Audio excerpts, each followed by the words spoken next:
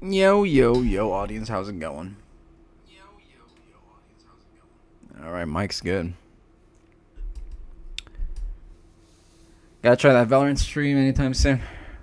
Not anytime soon, man. Today is terrorist video. Freljord to be exact. Hello and welcome everyone to the Freljord tier list. We're gonna be ranking all the followers and champions in Freljord.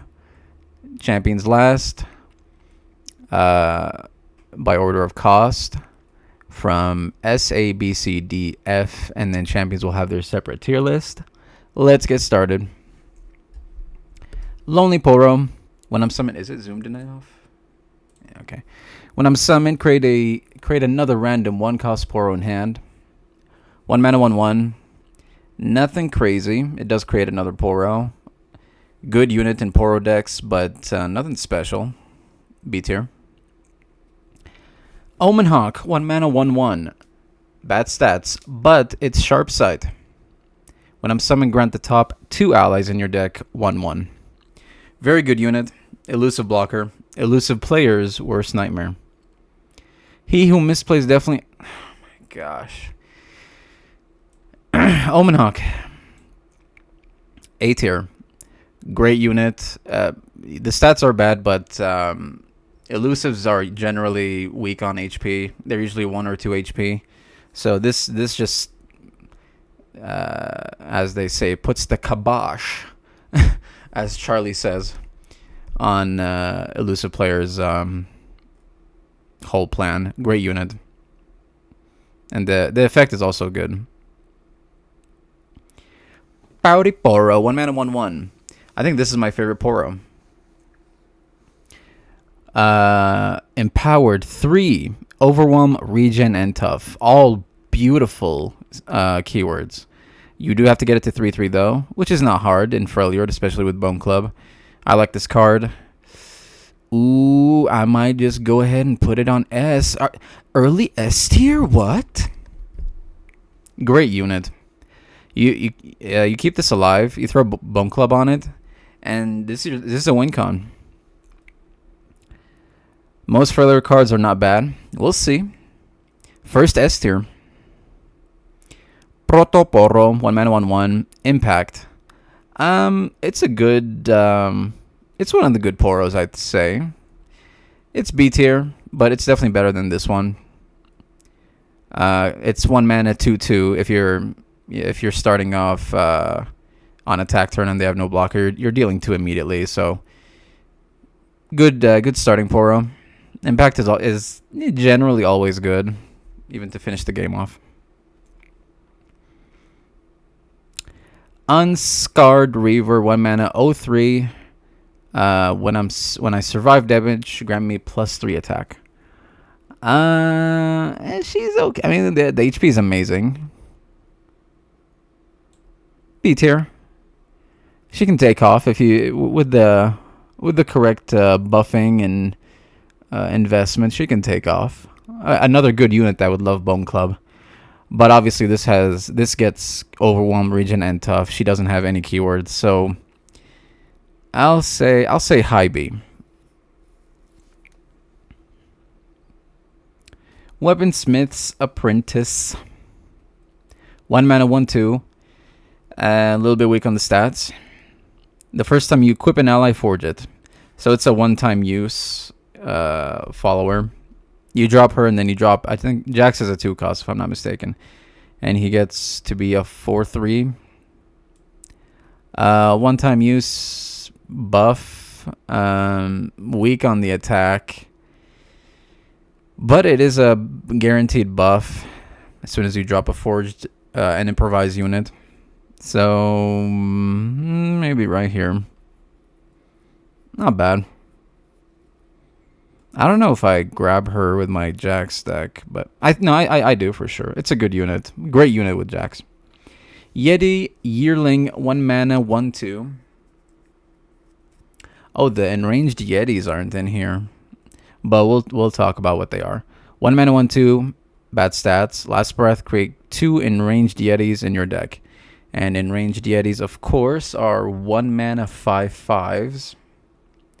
Great unit in a Yeti deck, especially with the 3-cost spell that summons a enraged Yeti if you have 2 Yetis in hand, or 2 Yetis on the board, if I'm not mistaken. C tier or B tier, mid B, nothing crazy.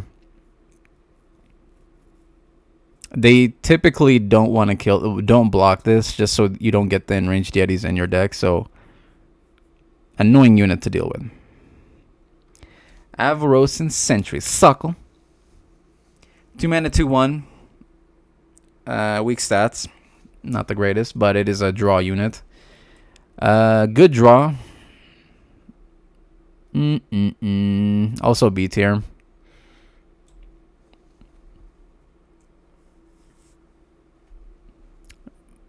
Yeah, not much to say. Good card to draw. Where does it go though? I think right here is good. Bone Scryer, 2 mana, 05. When I survive damage, deal 1 to the enemy nexus. It's an interesting card. I like playing around with this card. I think it does well with Vladimir, Braum, Swain type of decks. Meh, this one? Yeah, I mean, it's not great. It's only deal 1 to the enemy nexus, and it can block fearsomes. Maybe right here. It's not C, because it is a 5 HP unit. Again, if you throw a Bone Club on this, it's a 5/10, and it gets very annoying. B tier. There's no way I drop it to C. This is a good card.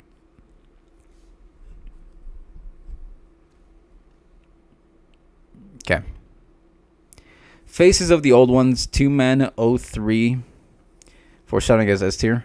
Bone Club's amazing. I think it's one of the best equipments. Round start. If you behold an 8+ cost card, get an extra mana gem this round. 03. Backline unit. Again, not much to say.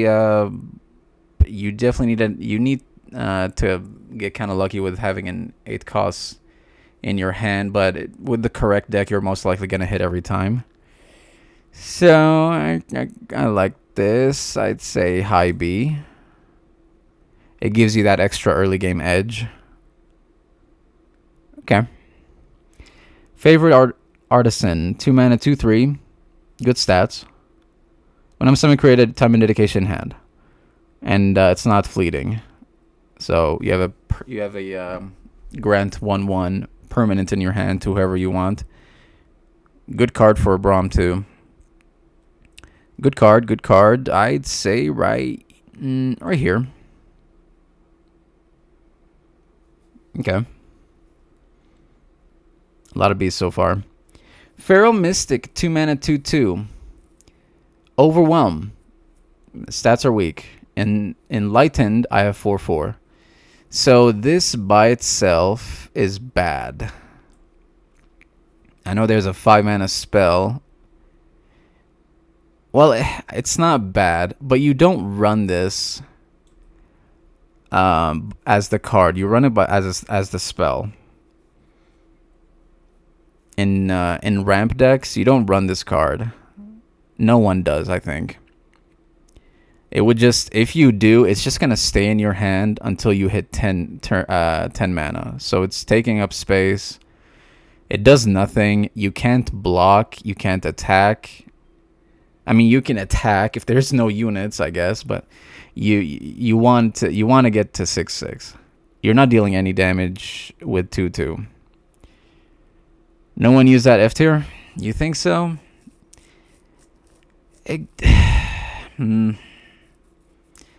Dang. It is a 2 mana 6/6 if you're enlightened. Not F tier. Come on. I'll say D, I think. I'll say D, cause come on, man. You can drop this turn 10. Yeah, it takes up space, but you can drop it 2 mana 6/6 Overwhelm. It's not bad. Only the spells as you ramp. I know. But you can't put this at F. Come on. I mean, in the rare cases that you need a blocker, you can drop it. But D tier for now. Maybe that'll change. Frostcoat Cub, 2 mana, 2/3, good stats. Spend 6 mana to play me as Frostcoat Mother. And if I'm not mistaken, is that a 7/6 overwhelm? Let me check.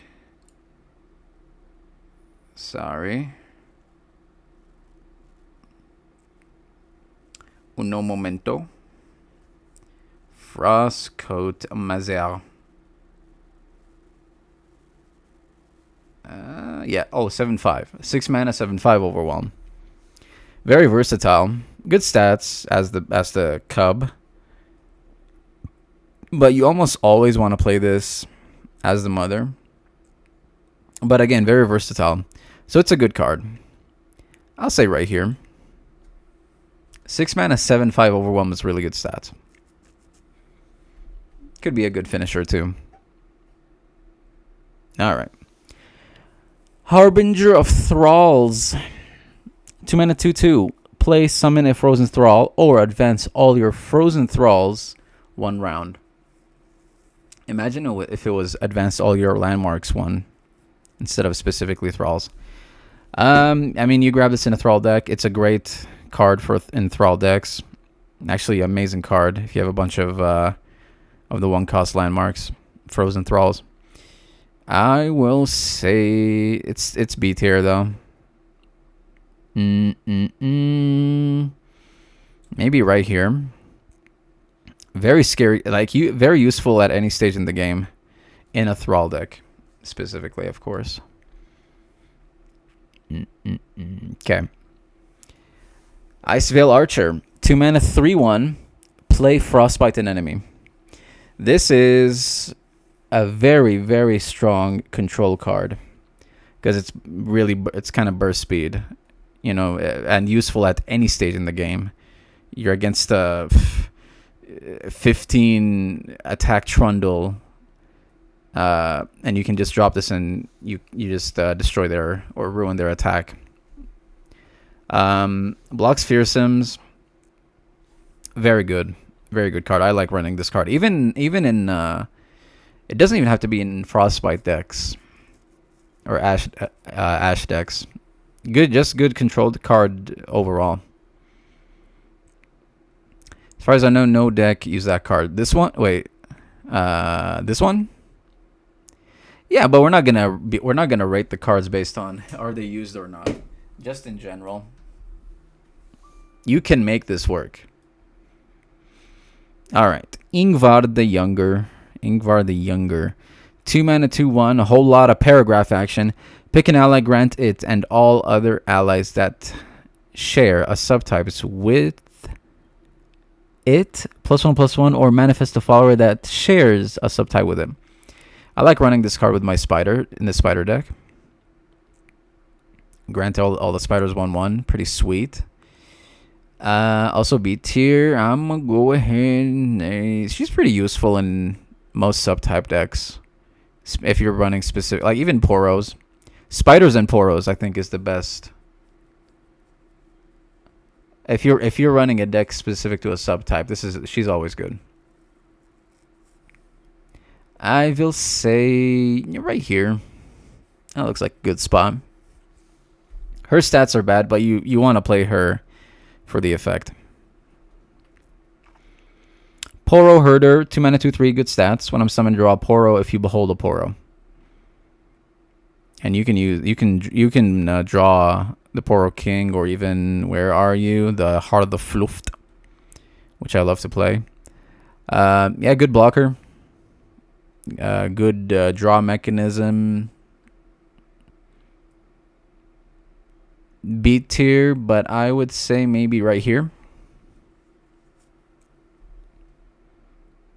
Okay. Ruthless Raider, 2 mana, 3/1, overwhelm and tough. Another unit I love giving Bone Club to.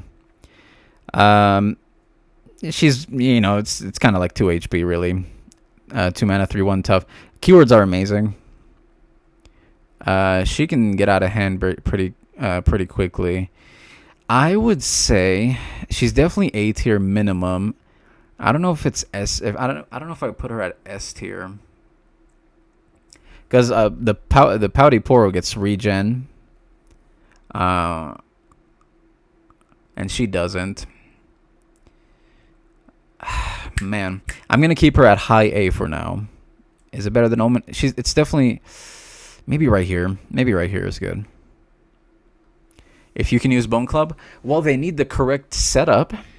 I mean, you can't just Bone Club Iceveil Archer. You need the like I would say in the correct decks, they can carry the game. I've won many games with just Pouty Poro. Okay, so mid A for now. Maybe that'll change in the future. Stalking Wolf, 2 mana 3/2, Challenger. When I'm summoned, your opponent summons a Snow Hare, which is a 1/1. They get a free blocker, and you're probably only going to use this once. It's like think about it. You can. This is never played, by the way. They can Mystic Shot this. You've spent 2 mana. Okay, I'll keep it right here for now. You spent 2 mana. You gave them a free blocker, but they can Mystic Shot you. So they just they just overran you with value. They still have a blocker, and you've lost your unit. If it was 2/3, it'd be much better stats. But yeah, this is kind of nerfing you or buffing the opponent in a way. Only because of the 2 HP. It's a one-time use. I'm not a fan. I mean, you can use it on Teemo in against tiny units. I don't know. I don't want to put it at F tier because it is a 2 mana 3/2 challenger, but low D for sure. Or lowest D so far. It's not C tier. Okay. Starlit Seer, 2 mana 2/3, good stats. When you play a spell, grant the top ally in your deck 1/1. Very annoying card, for sure A tier. I would say highest A tier so far. This has to, you have to get rid of this. It might be even S tier. Ooh, it might be S tier. The stats are good. If you run a bunch of cheap cards, you're just buffing and buffing and buffing your entire deck. You have to get rid of this card. I'd say S tier. Very good card. Very annoying. Berry? Who's that? Is that his name? This guy? Alright, Troll Scavenger, 2 mana 0/4. Bad stats, but when I'm summoned, if you behold an 8-cost card, grant me 3/3 attack. I actually get annoyed when they run this in a ramp deck, because it kind of just cucks your attack if you're against the ramp deck. They drop a 3/4 2 mana. You kind of just lost the game. I'd say B tier, but where? Definitely weaker than her.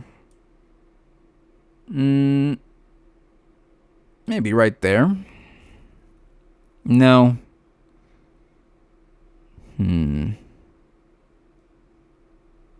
Hello? Maybe right there.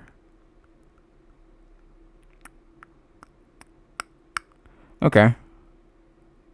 Bad? This is bad? You are smoking cocaine. Cocaina. No, this cucks aggro players. I don't really run it, but I wouldn't mind running it. If I can put a little bit more cards in my ramp card deck, I would definitely grab the Scavenger.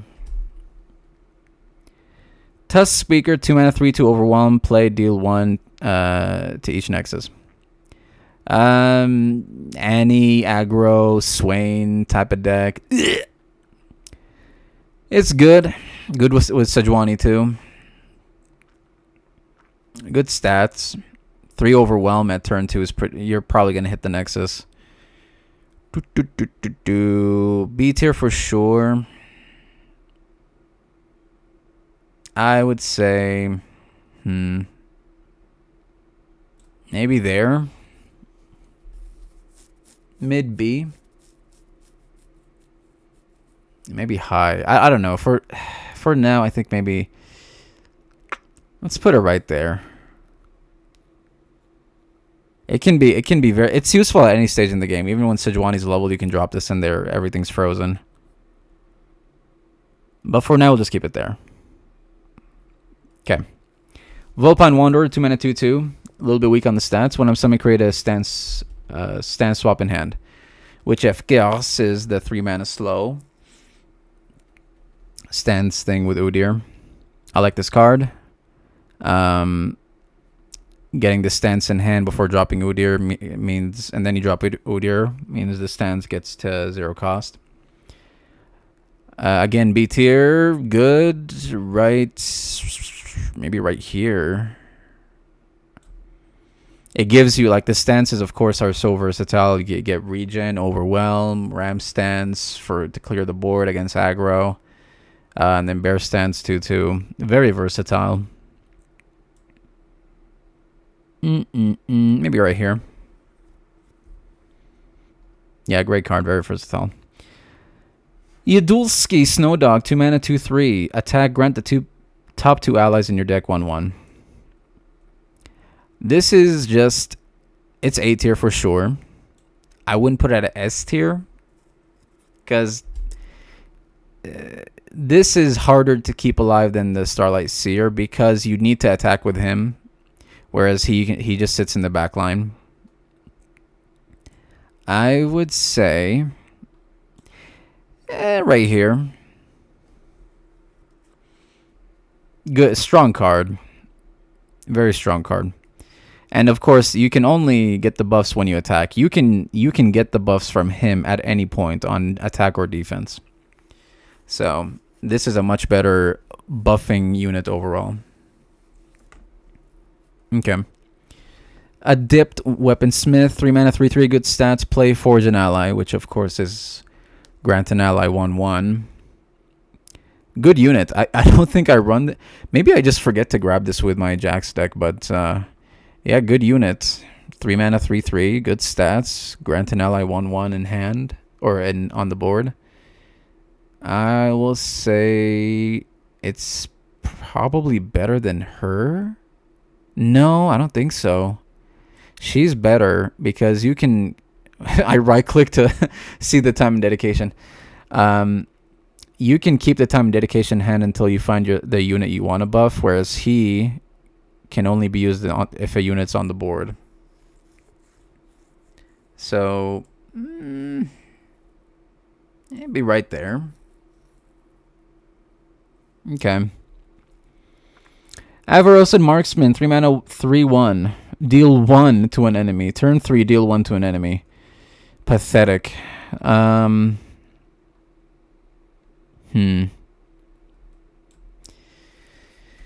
Yeah, I mean, deal 1 is if it needs to be deal 2, I think. 1 HP is really weak. Dice to anything. Dice to a 1 cost. And this is not instant. It's not burst speed. They can deny this. They can buff their unit. Most likely, well, not most likely, but it's just pathetic. It needs a buff for sure. I would say it's not F because it does block Fearsome. If it was 2/1, I would say F tier for sure. But it does block Fearsome at least. I'll say high D. The highest D so far.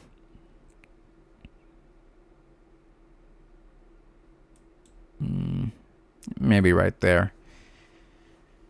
I don't want to be too hard on the Feral Mystic. Okay. Avarosan Trapper, 3 mana 3/3. When I'm summoning, create and range in the top 3 cards of your deck, which of course is the 5/5 1 mana. Good stats. Where's the other Yeti thing? Is it better than Yeti Yearling? Yeah. It's better stats. And this is create 2 enraged Yetis in your deck. So they could be anywhere. Whereas this is in the top 3 of your deck. So I will say maybe right here. Mid B tier. Great unit in Yeti decks. Oh man, Bryn here Thunder Song. 3 mana 3/3. Play obliterate a unit in hand to summon a. I can't read that. Storm Carved Spire that has countdown equal to its cost and summon an exact copy of it. Copy of that unit. Minimum 1. So this card's never used, but if you go like Shurima Freljord, I don't know if I think I tried this once. But the issue is, like, if you use this on Volibear, right? Volibear wants to be played, not summoned. So he can use his Storm thing, deal 4 to a bunch of units. So this is bad on Volibear, funny enough. Even though this is a Volibear follower, kind of. You don't want Volibear to be summoned from the landmark. You want him played. You can drop him faster, obviously, if you run the advanced units. But is that worth? I'll say C tier. This is our first C tier right now. The stats are good.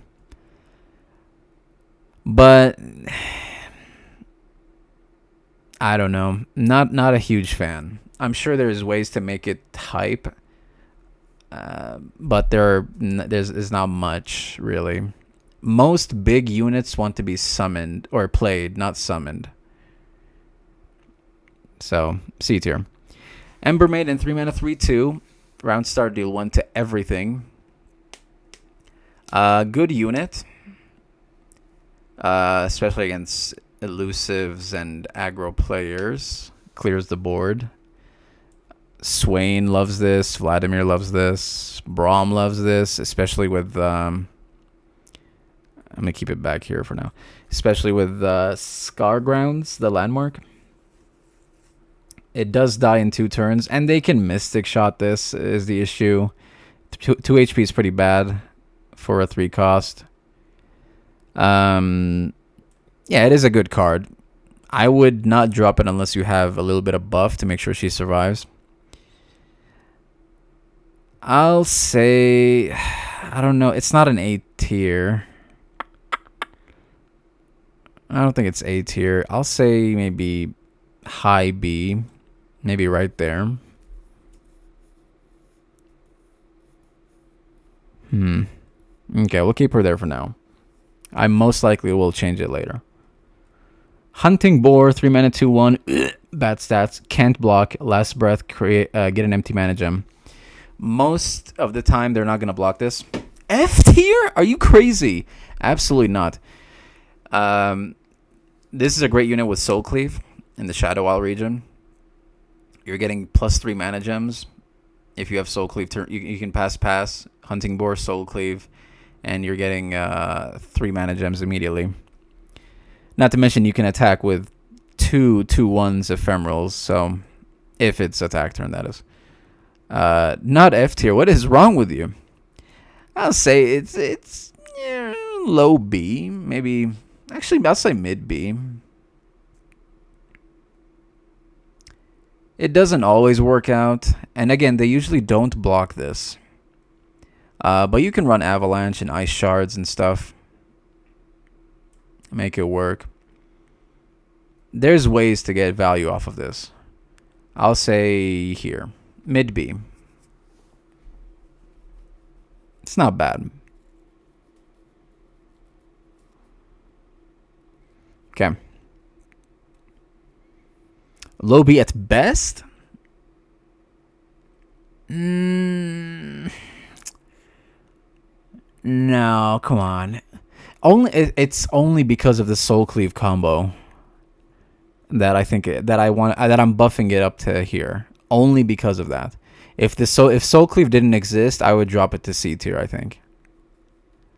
But because Soul Cleave exists, which was a massive buff, I'll put it right there.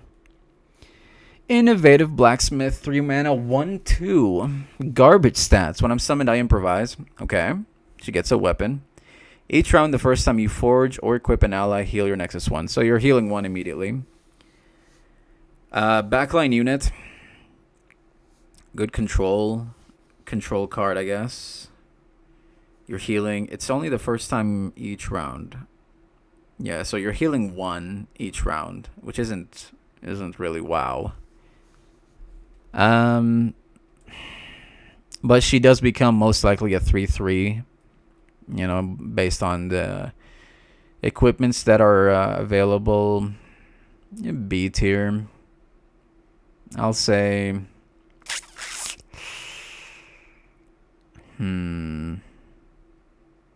is she better than the Weaponsmith? No, I don't think so.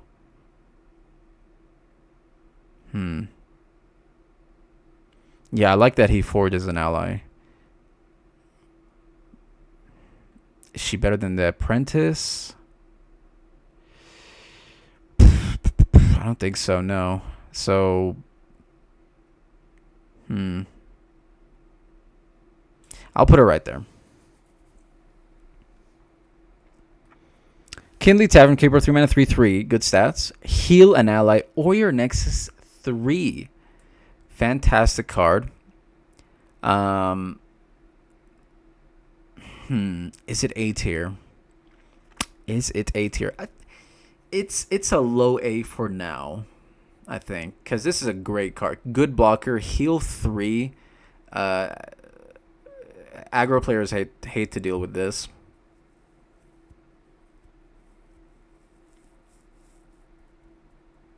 Low A for now. Great card. Very good, yeah. Very good card. Mighty Porro, 3 mana, 3/3 Overwhelm.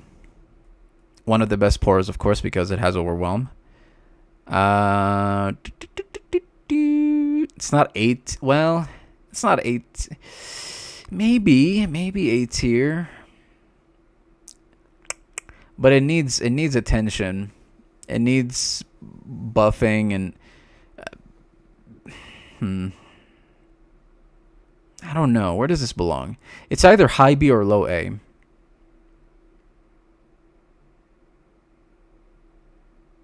Maybe high B for now. Maybe high B. Because you need Poro Snacks. You can throw Bone Club, but it's not a... again, this has regen and tough. This has regen and tough. This is only, or so not regen, but overwhelm and tough. This has overwhelm and tough. This is just overwhelm.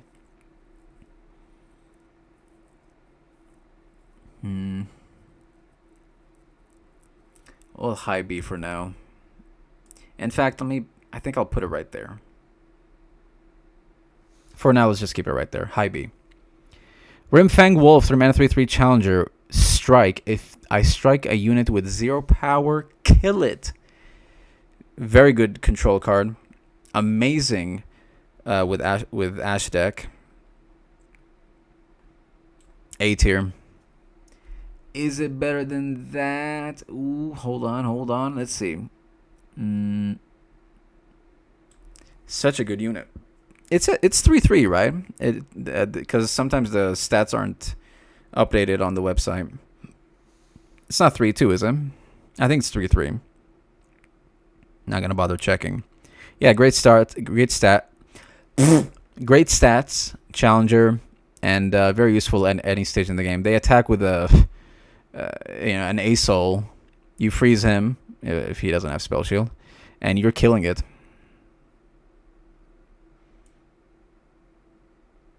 I'll say, yeah, right. Ooh, man, I'm tempted to go S tier. I'm very tempted to go S tier. Low S for now.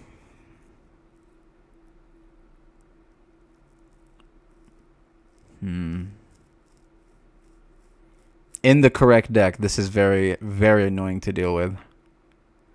I'll keep it low S for now. Okay. Kinda A. We'll see. I might change it later. Scarthane Stephen Curry. 3 mana, 2/4. Good stats. When I survive damage, grant me +3 attack. This is just a better Unscarred Reaver. It's definitely not A tier, but I'll say high B.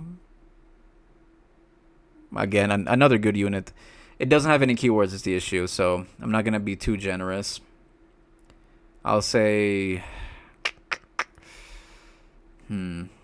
I'll say right there. Only because it doesn't have any keywords. It needs some love. Yeah, it's going to get Giga buffed, and you can give it regen, you can give it Bone Club, but what are you going to do at the end? You're not going to finish the Nexus unless you... or hit the Nexus unless you invest even more. Mid B. Oh my gosh. Explorer card.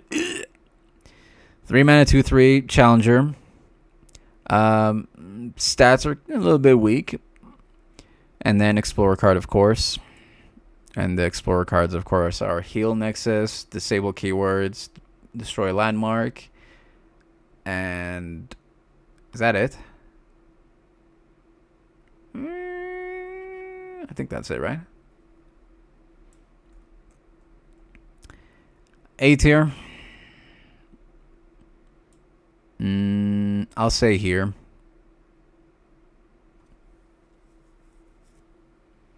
This heals 3. This heals 2. If you can, this heals the Nexus 2 or an ally, but it's more versatile. So it's definitely better than Tavern Keeper. Generally very good, yeah. Annoying card. I hate dealing with this every time. So mid A. It's probably gonna be mid A by the end of the tier list. Thrall Bulwark, 3 mana, 3/4, good stats. I don't take damage from allied spells or skills. Cool card. No keywords. It's just a meathead. You drop this and you avalanche, ice shard, all that good stuff. It's kind of like him, except kind of like this more. I'll just put it right above Steph Curry. White Steph Curry. Honestly, they're the same skin color.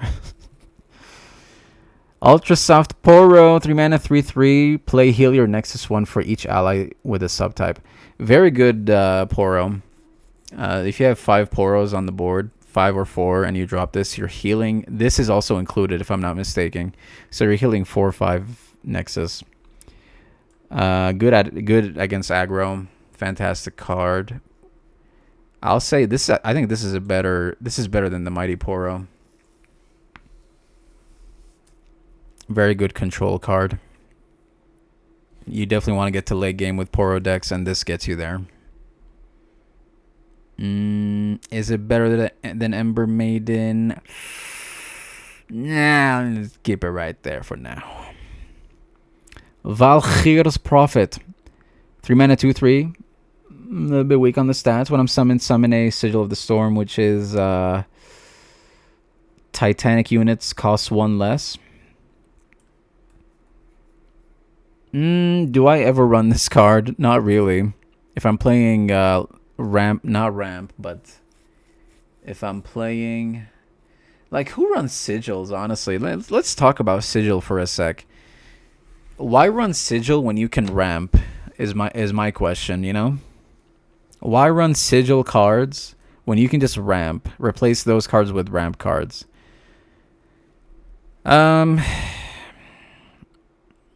I do like the concept of Sigil. There are units. Titanic units, of course, are 8 attack or 8 HP. So, like, where is he? He's a 5 cost, I think. Yeah, Tarkaz. You can play her and then Tarkaz next turn, because he is a Titanic. So I guess there's that. Oh wow, even Scar Mother. Oh, okay. I'm a little convinced now. You can drop her turn 5. Okay. Okay. I'm glad I noticed. B tier though. Nothing crazy. Right there.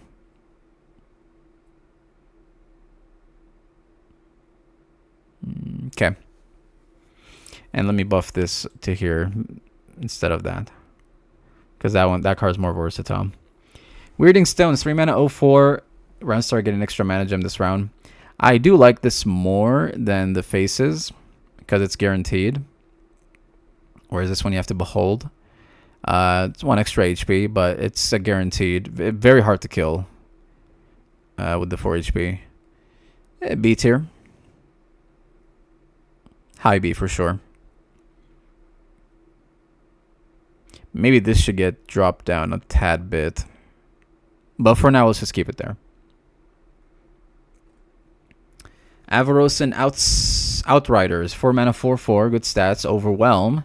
Allegiance. Grant the top ally in your deck +3/+3 and Overwhelm. Ooh. I've never made a deck with this. I've never made an Allegiance deck in Freljord. But there is a lot of possibilities with this card.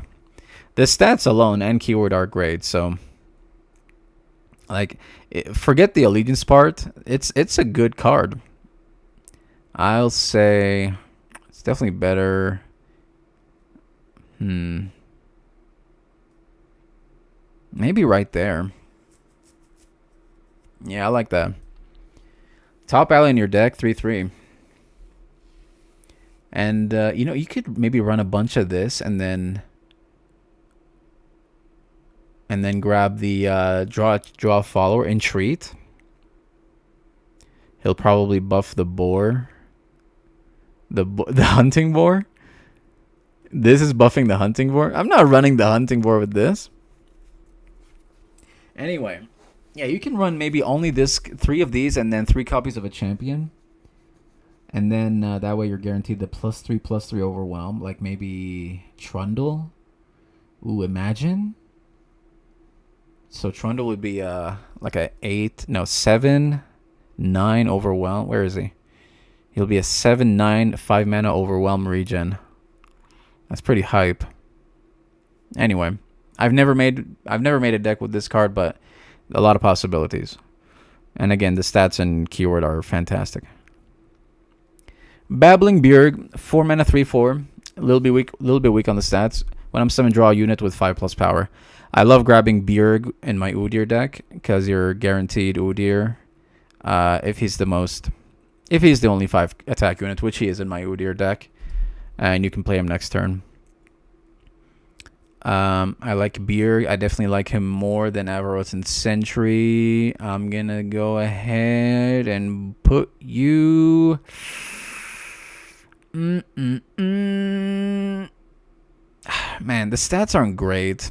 Maybe I'm being too generous. Maybe right here. That feels good. Yeah, it helps you with the guaranteed Udyr next turn. And other stuff. I mean, it doesn't have to be just Udyr. Blade-Bound Berserker. 4 mana 3/4. A little bit weak on the stats. When you play a slow spell that targets a single ally, copy onto me. S tier? Yeah, she's pretty strong. Definitely S tier. She can get out of hand very, very quickly. With stances, of course. I can't think of any. I think I tried to look this up. I don't think there's any other targeting slow spells that are as good as stances to be used on her. So she's not better than Paudiporo. I'll say so far lowest S tier. Buff and health, Kirsten. Oh yeah, that's Demacia, right? Oh yeah, that's a good one. True. Yeah, you definitely need to invest quite a bit on her though, and it's a lot of slow spells. So, and again, she's somewhat of a backline unit for the first couple of rounds, unless you have the regen immediately. You can get her to 3/6 regen. But very strong card. Can win you the game.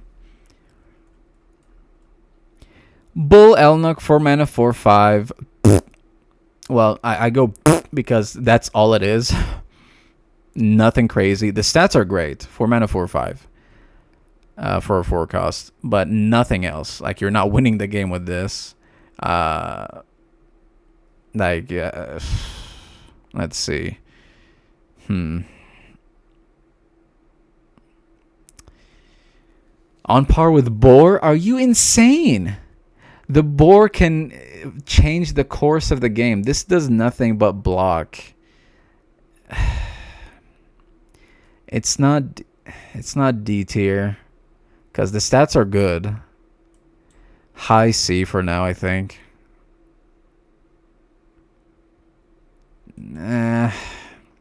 She has more playroom. Like, you can make something happen with her.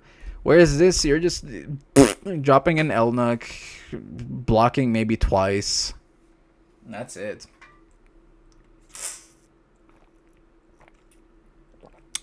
Sip on some water. I tried to make an Elnuk deck. It was requested, and I remember I had the most unbearable, worst time of one of the worst times trying to make Elnuk deck work. You definitely want the 7 mana slow spell, give allies +2/+2 and overwhelm to maybe win the game. Low C tier for now. Combat Cook, 4 mana 2/2 garbage stats. When I'm summoned, I improvise and Forge Me. We did this guy before in Demacia. I can't remember what I gave him, but it was definitely B tier. I think it was high B. Maybe right here. The Forge is, of course, used on the equipment, and that equipment can be used on Ornn if it's a scout or overwhelm or whatever. Generally a good unit. It's not going to win you the game because you're probably just going to be a 4 mana 5/3 if you get the overwhelm equipment. You know what? I'm going to put him right. Maybe right there. I think the Harbinger of Thralls is pretty scary given the conditions. So, high B. Fabled Poro. 4 mana 2/5. When I'm summoned, grant. Stats are low attack. Can't block fearsomes, but 5 HP is sweet. Grant Poro allies a random keyword. Cool card, especially if you're running Heart of the Fluffed. If you got a bunch of Poros on the deck, you're getting Spell Shields, Impact, Overwhelms, Quick Attack, Tough, all that good stuff. Elusive. Maybe even Lifesteal. So good at any stage in the game if you have a wide board. I like this card. I always grab it in my Poro decks. I would throw it at... Is it better than Ultra Soft Poro? No, because you can miss pretty bad. You can miss, and you with this one you can, you're guaranteed to heal a lot if you have a bunch of Poros. But if you have a bunch of Poros and you drop this, you might not hit the keywords you need.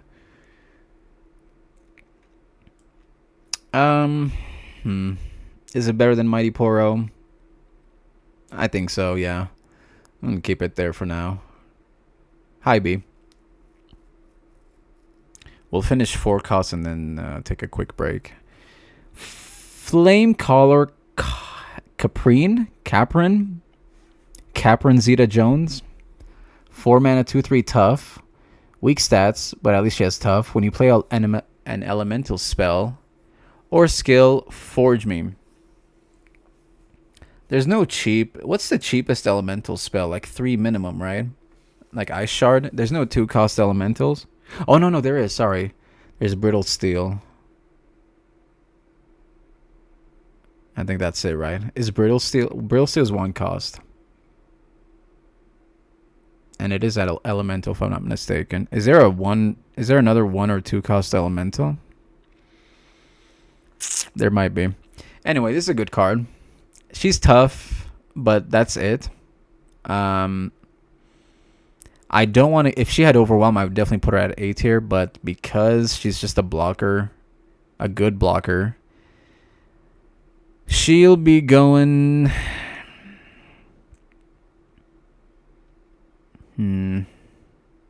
Right there, I think is good. Mid to high B. Not bad. Merkwolf Shaman. Some Shaman action. 4 mana, 2/4 regen. Round end, if you've damaged the enemy nexus this round, transform me into Merkwolf Rager. And that's a 4/6 regen, I think, if I'm not mistaken. Good blocker. You definitely... I mean, you can drop it and you can just hit the nexus whenever. It's not like one of those cards where if you drop it and you didn't hit the nexus, the effect is gone.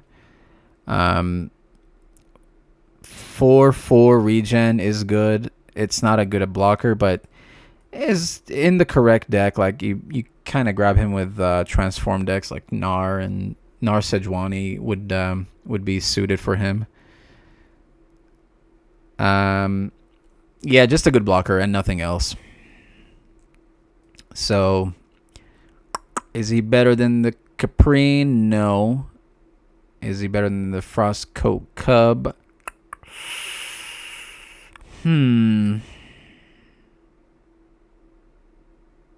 Sure.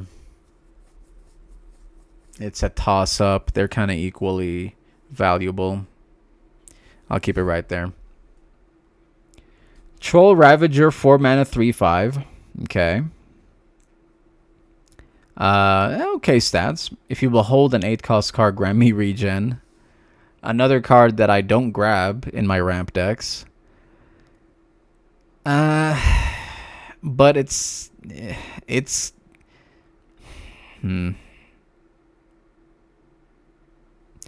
I like the effect. I just don't run this ever.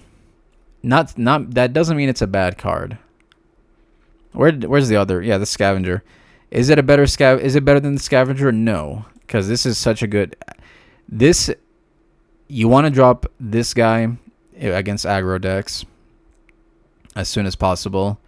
Whereas turn 4, they're very wide. You've got hit so many times. So she's not good against aggro.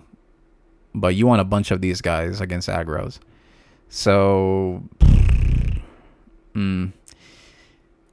yeah, C tier. I'll say right there, I think. But it could be lower. It's definitely better than the Elnuk, for sure. I'll keep it high C for now. Wolf Rider, 4 mana, 4/3, Overwhelm. Okay stats. Got some Overwhelm action. Plunder, get an extra mana gem. I never run this card.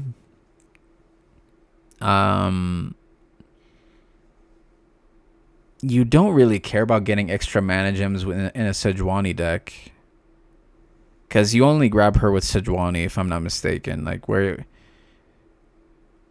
Well, you don't need to, honestly. This is an okay. Well, hold on. If you're going Freljord and Plunder, you're going Bilgewater, Freljord, obviously, which means you're grabbing Sejuani and you're grabbing most likely GP. So I don't see why you would grab this unless it's Sejuani GP, right?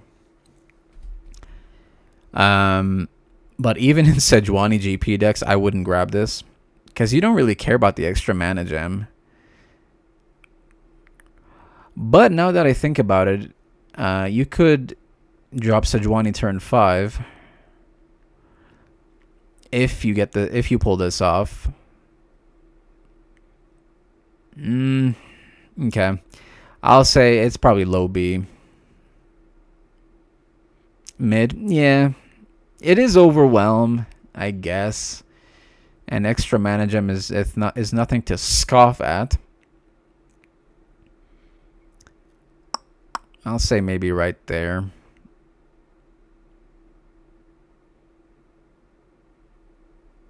Maybe right there. It's just a little bit of contradiction with the type of play style that you're going to run this. But I might change this later on. Avarosan Hearthguard, 5 mana, 5/6. Great stats. When I'm summoning, grant allies in your deck 1/1. So all the allies in your deck are getting 1/1. Good blocker. Great effect. It's not A tier. Okay, let's get that straight. Because it's got no keywords. So you're probably going to block twice, and that's it. So I'll say maybe right there. He's definitely better than her, but not better than the rest of these guys. Okay. Good card. Good card. Crystalline Storm Raptor, 5 mana, 3/2. Bad stats. Very bad stats. Deal 2 to all other units. I don't know if you... I think I'm almost sure if they kill this, the effect still goes through. But it is a good unit against aggro, I guess.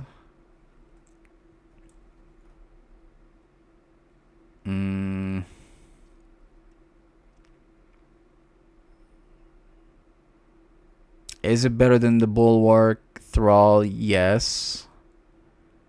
Better than Valhyr Prophet. Maybe right here.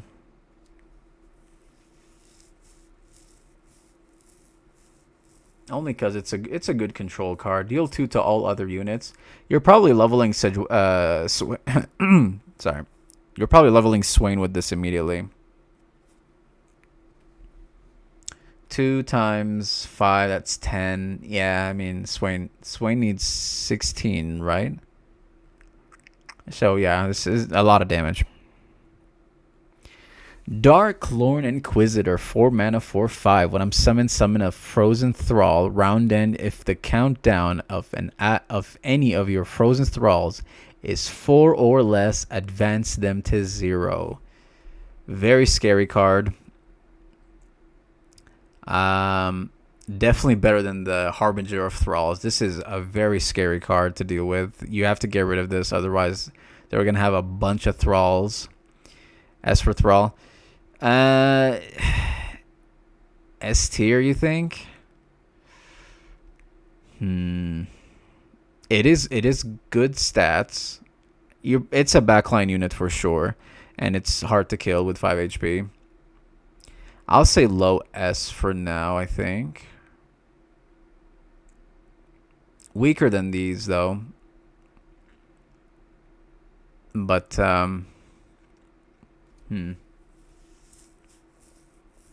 okay. Yeah, S tier for sure. S tier for sure. Okay, we'll keep him there for now. Glacial Sauroman. 5 mana, 5/4. A little bit weak, but okay. Overwhelm. When I'm summoning, grant the top 3 units in your deck 1/1. If an ally has a different subtype than me, draw one of those units. Good unit. Good in Nico decks. And then, of course, in... Where is it? The Warden of the Tribes. It's a reptile. Man, I gotta see the new MK movie. I've heard nothing but good things. B tier, definitely not S tier. I'll say it's definitely better than the Mighty Poro. Is it better than the Avaros and Outriders? No. I think this card has a lot of potential, but very strong. High B. Okay. Oh, we finished the 4. Wait, that's a 5 cost? Oh, that's a 5 cost. Okay, let's finish the 5 cost and then we'll take a break. Hearthblood Mender, 5 mana, 4/5. Okay. Not bad stats. No keywords. play Forge an Ally twice. So +2/+2 and heal it. And your Nexus 3. Good God, man. The value from this guy. 5 mana, you get a 4/5. Decent blocker. You get a +2/+2 on a unit. You're healing that unit 3 and the Nexus 3. So he's definitely better than the Tavern Keeper. Is he better than the Pioneer? Yeah. No, I don't think so. I think high A or low A for now. Definitely better than him, though.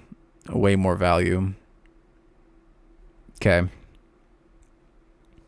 Icevale Cultist, 5 mana, 5/5, good stats. Your equipped allies have Overwhelm. Ask yourself this. How often do you have a bunch of equipped allies on the board? Not too often. And he doesn't improvise, so he's not equipped. So let's say you have 2 equipped allies on the board. And most equipped units aren't really hitting that hard. Like, I think the biggest weapon master is this guy. And you're most likely going to grab either Scout or Overwhelm. And he's only at 5 attack. Like, it's not that... It's bad. It's bad. This is only good if you have Ornn with Scout. And then he can get Overwhelm. I guess. That's the only thing I can think of. Jax, by turn 5 is probably leveled. He gets Overwhelmed by default. So, bad card. I mean, the stats are good, but C tier. I'll say, I never run this card. High C tier, I think, for now. It's not B. There's no way it's B. It makes no sense. If it improvised itself, I would definitely bump it up. But because it doesn't, no keywords. It's just a 5/5. Okay. Poro Sled, 5 mana, 5/5. Impact. Okay. Good stats. Attack, summon, an attacking random 1-cost Poro. And it's not ephemeral, by the way. So, and by this turn, you probably played 1 or 2 Poro snacks. Probably 1 or 2. So you're getting a 1-cost 2/2 permanent Poro. Could be an elusive. Good unit. Very annoying. I'll say definitely mid. I'd say B tier. I'll say maybe right. Is it better than Mighty Poro? Yes, actually. Because think about it. You can summon this. Yeah, it is a 1-cost. And if you've played a couple of Poro snacks, this is empowered. So in a way, this buffed this. And then, of course, you can get elusives and all that stuff. Is it better than Fabled Poro? No. So I think right here.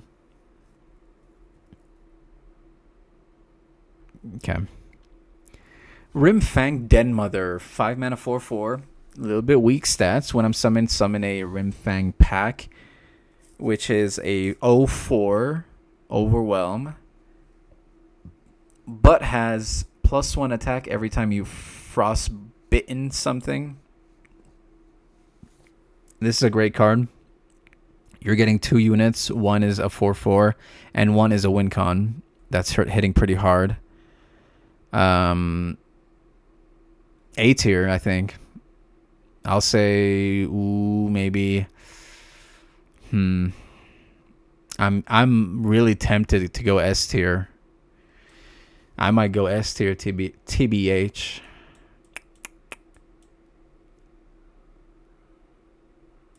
Wow. Hold on. This is a very strong card. I'm comparing it to the rest.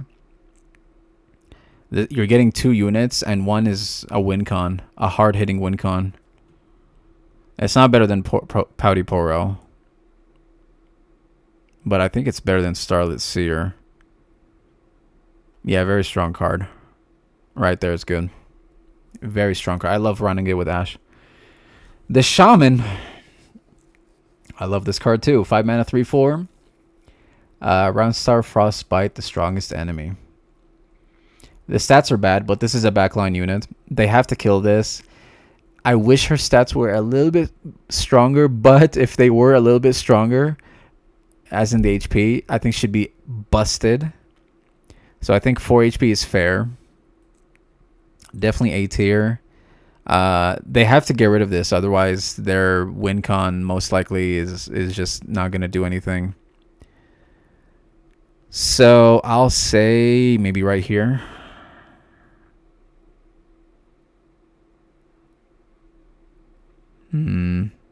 Okay. The archer is always better because this is instant, like burst speed. Whereas her, they can just vent it. You have to wait till rounds start to frostbite an enemy. So, and they can kill this with a Death's Grasp or Vengeance or whatever.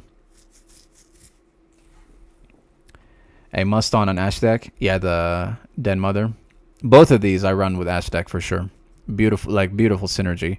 This gives this +1 attack. The Rimfang pack a +1 attack every round start. Okay. Scar Maiden Reaver, 5 mana, 4/6, regen Overwhelm. You don't see this card often, but I actually really like this card. And guess why? Because it's an amazing Bone Club unit. You throw Bone Club on this turn 6, it's a 9/11. No terrorist jokes. 5 mana, 9/11. Overwhelm regen. Like they have to vengeance this. In fact, I'd go Targon to make sure I get some spell shield action. So, very strong card. Is it better than Ruthless Raider? Maybe, but this is early game. And you can play the Bone Club turn 4 on this thing. I think the Raider is a little bit better. I'll say it's not S tier. There's no way this is S tier.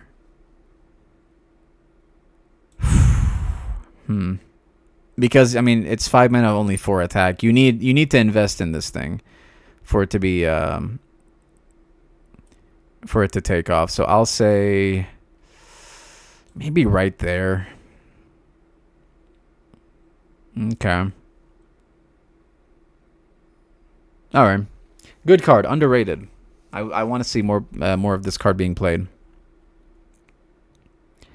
Tarkaz, the Tribeless. Me smash. 5 mana, 5/8. By the way, Titanic unit. Attack, deal 1 to all battling units. Great card with Scar Grounds. Amazing stats, by the way. 5 mana, 5/8. Definitely A tier.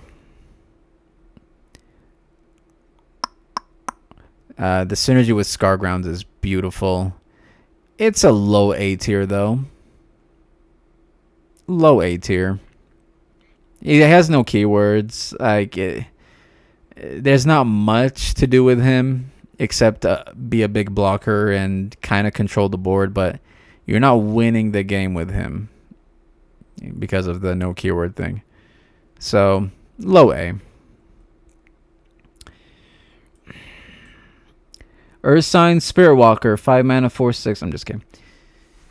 Troop of Elnox, our first F tier. Worst. I'm pretty sure this is the worst card in Freljord. 5 mana, 3/3. Horrible stats. No keywords. Play for the top 6 cards in your deck. Summon each Elnox and place the rest onto your deck. So let's assume you have 2 Elnox in the top 6 cards of your deck. You're getting 5 mana, a 3/3 and a 4/5, and then maybe there is another Elnox in Piltover. No keywords. Stats are like this has horrible stats. This is okay. You're not gonna win the game with this thing. It's just bad. Bad. And you have to Elnuk also F. This is not F. This has great stats. This has horrible stats. And you have to hit somehow. Like, I don't know if you're running predict or something, but bad card. Unfortunately. I wish they focused on making Elnuk focused decks stronger, but unfortunately not.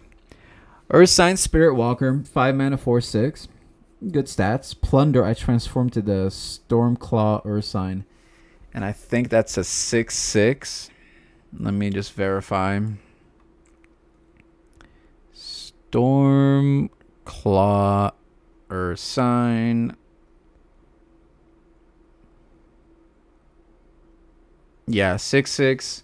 Overwhelm. Other allies with 5+ power have Overwhelm. So this is one of those cards where if you drop him, but you didn't plunder, you've missed your window. Whereas this one, where was it?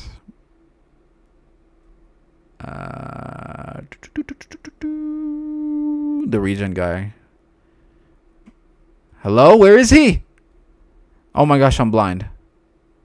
I'm blind. I cannot see. I'm legally blind.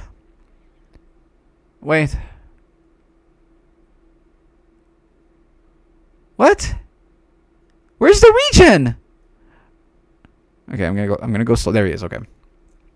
This guy's round end. If you've damaged the enemy nexus, this round transform me. So you can drop him and wait until you hit the nexus. Whereas plunder cards, you have to do it now. Still get as you want to plunder anyways. Yeah, it's still a good card. 5 mana, 6/6 overwhelm. And then other allies with 5+ power have overwhelm is very scary. I have made this deck, I think, with maybe spider decks would like this. Avaros or Iceborne Legacy spiders with this guy. It's pretty cool. You don't need it though. I mean, if you're running at least your challenger is enough, but there's ways to make this pretty hype. So I would say maybe right there.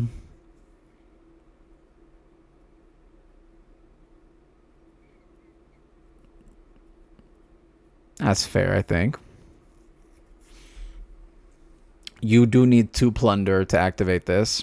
Otherwise, if you don't have warning shot or something to hit the nexus, it's just sitting in your hand, taking space and not doing much. Okay, that's all the 5 costs. We're almost there. Let's take a quick break. I'll be right back. Bathroom break, everyone, and we'll be right back and we'll finish this off. BRB.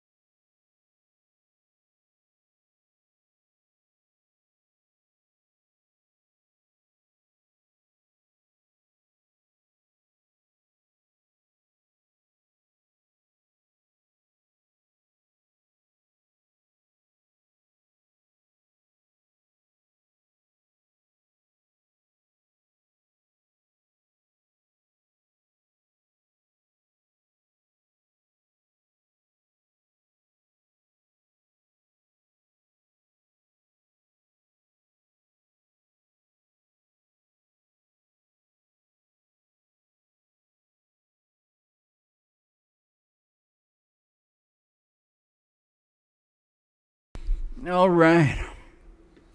We are back. One sec.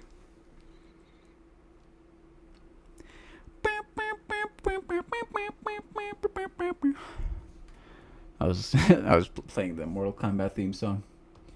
Anyway, did you? None of your business, man. All right, we're back. All right, Alpha Wildclaw. Alpha Wildclaw, 6 mana, 7/6 Overwhelm. Good stats, but to be honest, I think this is a worse Cub. We of course have the, where is it? Yeah, we have the Frost Coat Cub, which is more versatile, and then you can spend 6 mana to get a 7/5. 1 less HP, but the versatility of this is much better than this. So this is better. So right there, mid B. Okay. Ogre. I don't know. Of the old one, 6 mana, 5/5. Weak stats, a little bit on the weak stats. Regen Overwhelm. Okay, not bad. If you behold an 8-cost card, grant an ally Overwhelm and Regen.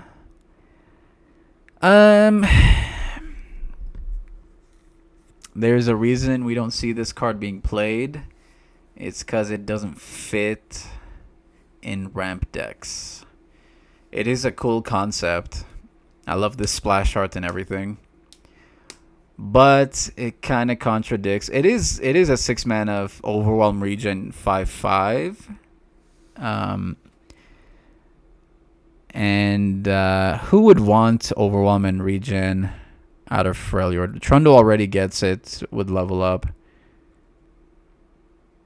Are you ever going to play Ramp Ornn? Maybe. Maybe you can throw it on Volibear. I don't know. There's not a whole lot of units that can that want this, or not a whole lot of decks that want this card in there. So it's not. I don't want to drop it to C. I think low B, because it is an Overwhelm Regen 6 mana 5/5. So it's not horrible. It's not bad. It's just the passive is bad. The stats and keywords are great. Well, the stats are meh. Keywords are great, but the passive is bad. So low B, unfortunately. Okay. Berserker Ursang, blah blah blah blah blah, is what he sounds like. 6 mana 6/4. Weak HP. When you play a spell or skill, summon a sigil. Strong unit. You can spam skills and spells and get a whole bunch of sigils. You can get a lot of benefit from this guy. Drop Volibear, drop a bunch of big units. It is easy to kill is the issue.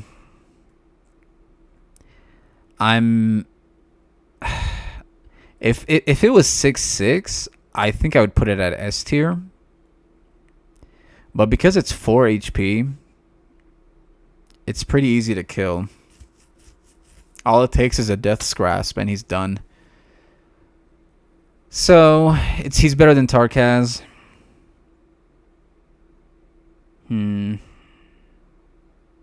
Yeah, the weak HP for a 6 cost is it destroys him. So low A. Okay, still a strong card, but has a hard time surviving. You are in Freljord though, which is a great unit, great region for buffing HP. But anyway, Heart of the Fluft, 6 mana, 4/4. Weak stats. Combine your Poro followers into a fluft of Poros and grant their stats and positive keywords. Very, very strong card. S tier for sure. If you got a bunch of... You drop this late game, you got a 2020 Spell Shield, Overwhelm, Regen, Tough, Quick Attack, all the good stuff. And this is the ultimate finisher. I would put it... You do need the... I'm not going to... It's not better than Pouty Poro. So I would... Because you need the keywords... for this to work. Like, you need Elusive and Overwhelm, otherwise you're not gonna finish the game. So let's put it maybe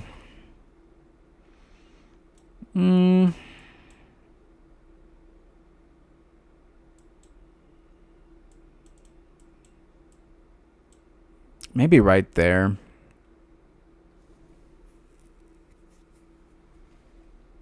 Might be here, actually. I think right there is good. Okay. Hiara, All-Seer, 6 mana, 5/5. A little bit weak on the stats. When I'm summon create a stance in hand, the first stance you play each round costs 0. I don't run this card in my Udyr deck for one reason only. And this guy right here. I want to guarantee to find Udyr turn 5. And because she's a 5 attack, I would potentially draw her instead of Udyr. Not saying it's a bad card. It just ruins my momentum. So the passive's great. Stats are good. It's a mid B. Oh, well, actually, yeah, mid B. I'll say maybe right there.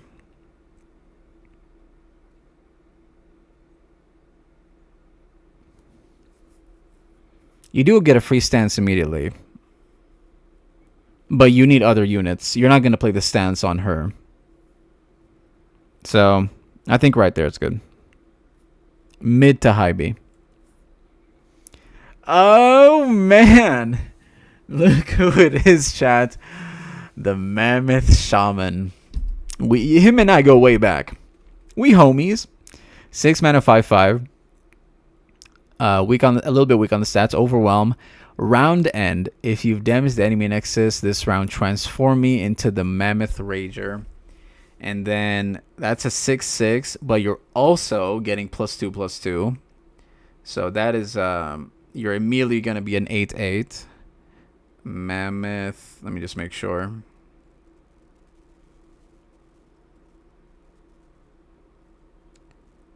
Mammoth. I can't spell. There we go.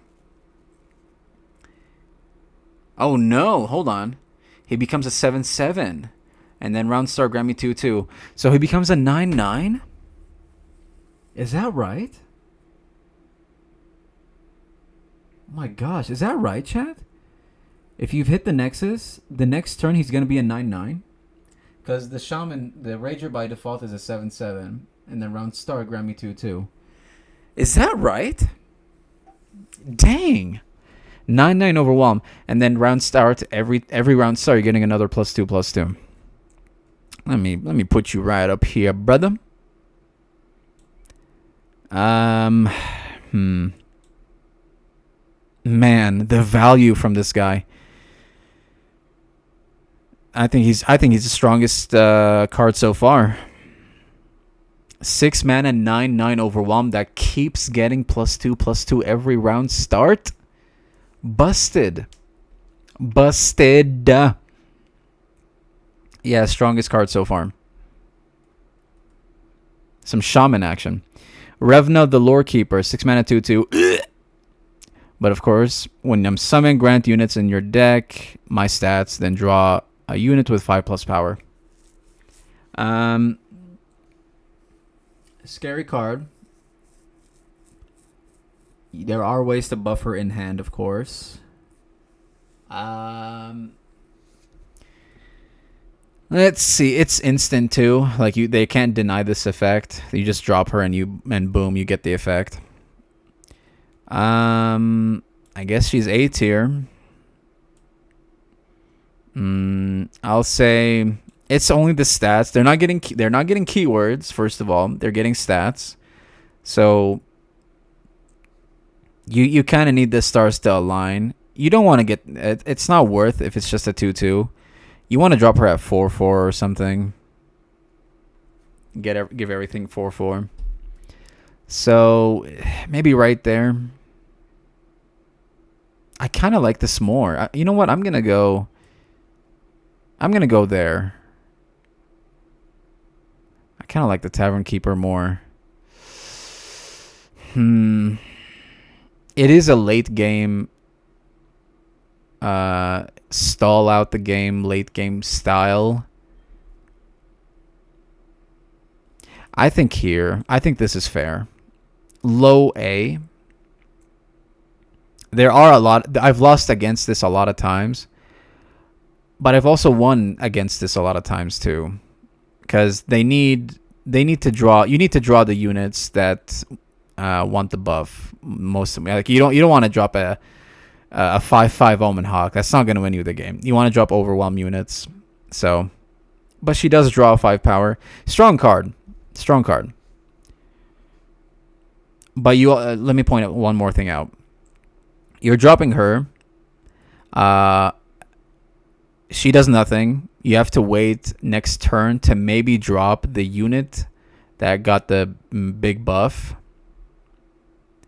So you have to wait it out. So low A is fair, in my opinion.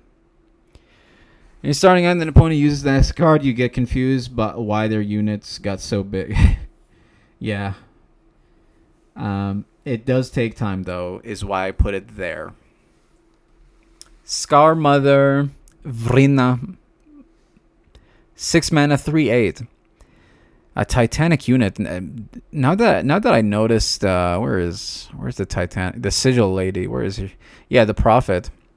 I kind of want to make a Scar Mother Sigil of the Storm deck. Drop her early. Anyway, 3/8. Very weak attack. Huge HP. When I survive damage, grant me +3 attack. Overwhelm. Very scary card, especially in Scarground decks. Definitely A tier.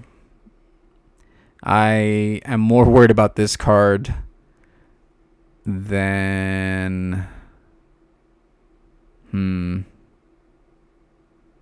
Man. Like, you have to Vengeance this. There's no way to kill her unless you Vengeance. 8 HP is very hard to kill.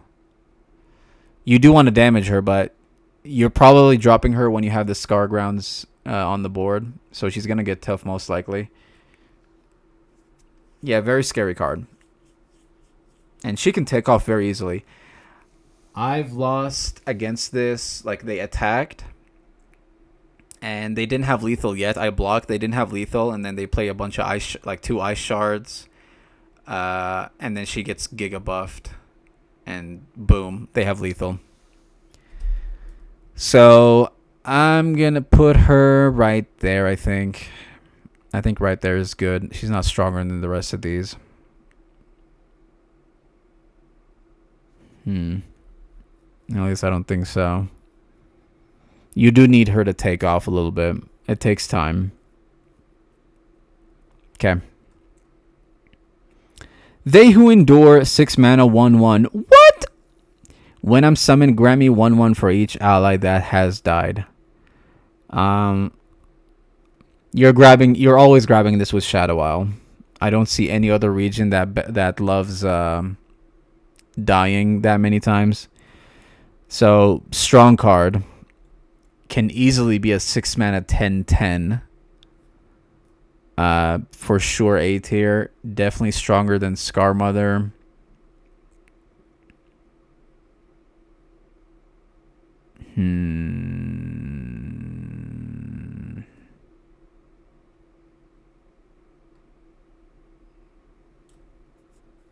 I think right there is good. Only Shadow Isle deck that got lost into Freljord. Yeah, very Shadow Isle focused. But still a very strong card.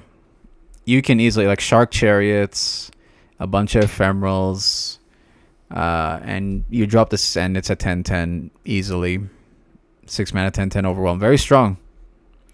Not like my bow shaman who keeps getting +2/+2, but this is a flat stat. Very strong though. Not S tier. Not S tier. But mid to high A, I think.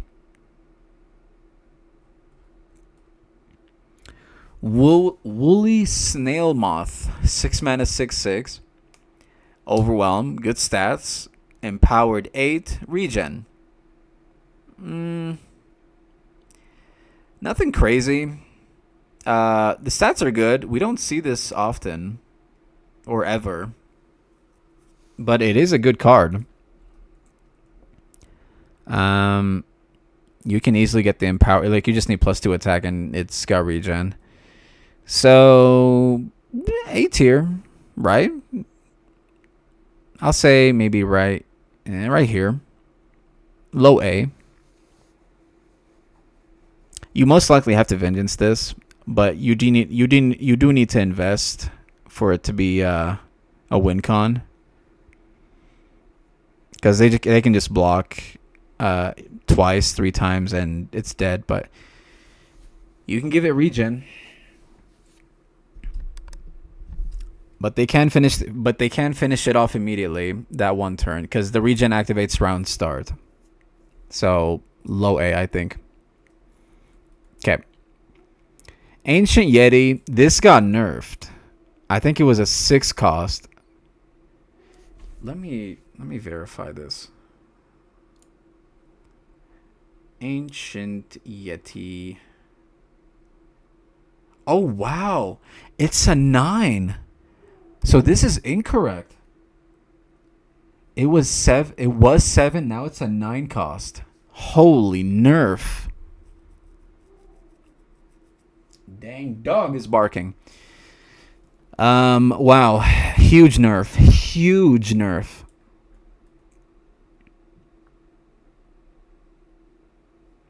I'll say C tier, but it's probably a high C tier. Because you can wait out until it's, a 2/3 cost. And you get a 5/5 overwhelm. High C tier. Is it better than Ugar? Yeah. Oh, no. I'm sorry. No. Because, again, it's a 9 cost. That is insane. Why would they butcher him like that? When did that nerf happen? I don't know. It's been maybe a few years. But I can't tell you for sure. Huge nerf, though. Icy Yeti, 7 mana 5/5. Horrible stats compared to a 7 cost. No keywords. When I'm summoning Frostbite to enemies with 3 or less power. This is, I think, the worst Yeti out of all of Runeterra. Because turn 7, the units are most likely going to have more than 3 attack. Oh, sorry. Enemies with 3 or less health. More than 3 HP. And it's just a 5/5 with no keywords. Bad. Very bad. Honestly, it's worse than the Ancient Yeti, in my opinion. Isn't that crazy? Like, you're frostbiting maybe 2 units. I don't run this in Ash decks. No one runs this in Ash decks. I'm gonna go.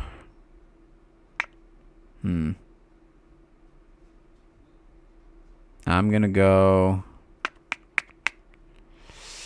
Maybe there. Okay. I'll go right there, I think. I think that's a good spot. Is it D tier? No. It's not worse than Elnuck. Only because you're probably gonna frostbite 1 or 2 units. Maybe. Is this a D tier, chat? I'll let you guys decide. If this is a D tier, I think I'll drop it to D tier. But let's keep it there for now. Rohan, the Magma Serpent. No, sorry. Rond.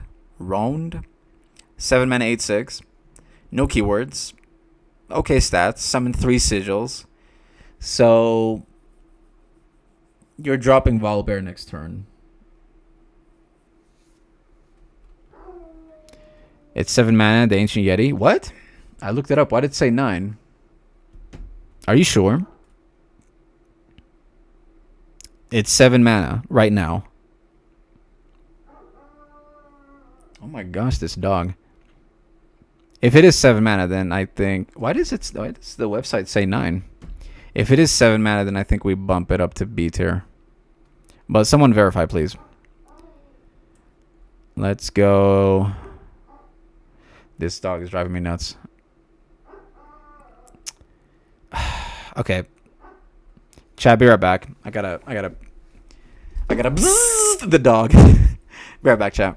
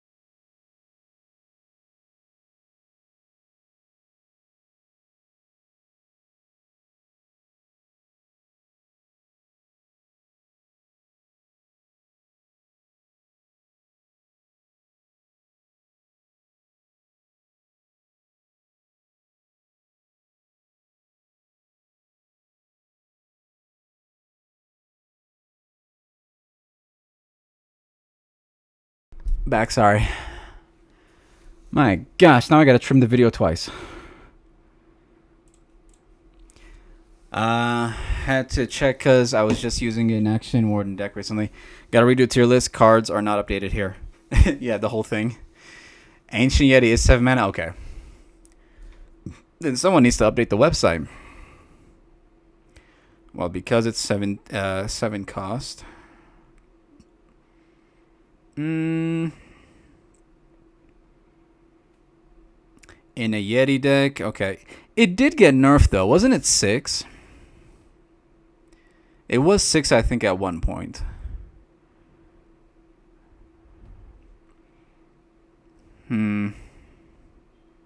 It's not better than Mighty Poro. Is it better than Combat Cook? No. Ursine. You know what? I think it's maybe down here. Right here, I think, is a good spot. Mid B. Okay. Alright, let's keep it rolling. Ron, the Magma Serpent, summon 3 sigils. It's just a blocker. But you're dropping Volibear or big units after.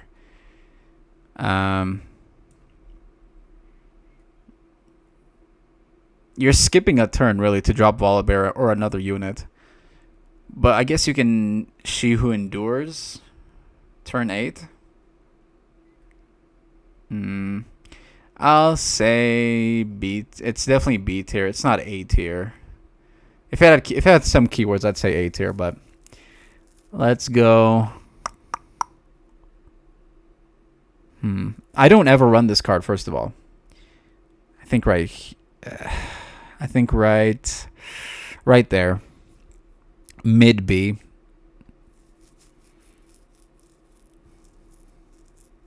Yeah, the fact that it has no keywords, it's just a meathead, is bad. But 3 sigils is pretty cool. Drop the big units. Drop some Pumbaa action. Well, I mean, this is 8 cost. Drop She Who Endure next turn. If you want to roll that way. Snowy Razor Claw, 7 mana, 7/7. Overwhelm, good stats. Plunder, grow, and ally stats to mine. When this first came out, I thought it was very strong. But the more I think about it, it's still strong. um, it's never played, but it's still a good card. Grow an ally stat, like basically give an ally +3/+3, maybe +4/+4. It doesn't give it keywords. It just grows the stats. So it's not amazing. Is it better than Rond? No. Is it better than Hearthguard? No. Is it better than Ancient Yeti? Yes. So mid B. The growing this, I mean, I guess you can grow the stats if it has Overwhelm. If the unit has Overwhelm. But it's only a 7/7. Which is good. I guess you're hitting hard that one turn. I don't know. Am I being too harsh on this? You do have to plunder, though. I just realized this. You have to plunder.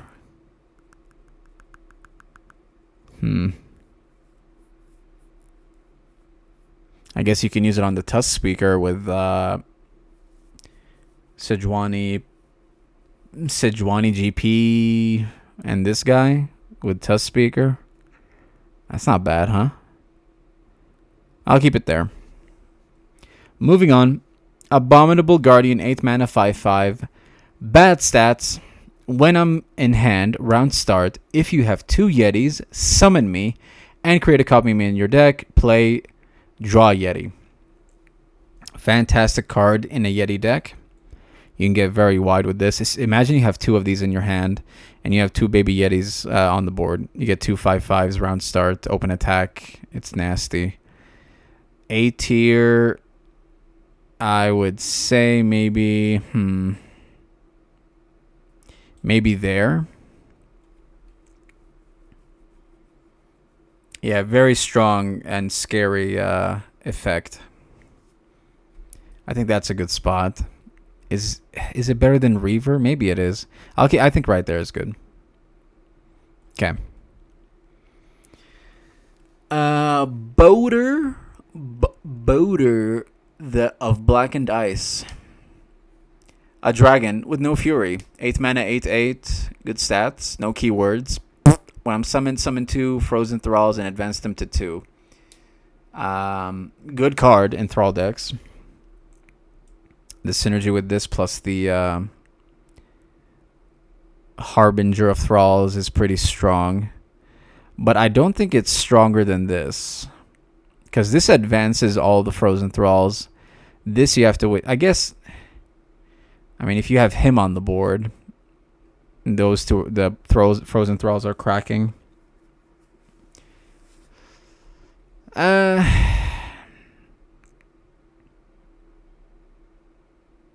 I think this is stronger still. I'll put this maybe. It is a good blocker. Maybe right behind it, huh?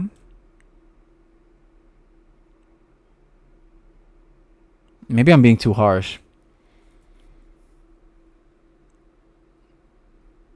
It's better than Tarkaz. What am I doing? It's A tier. I think I'm being too harsh on this.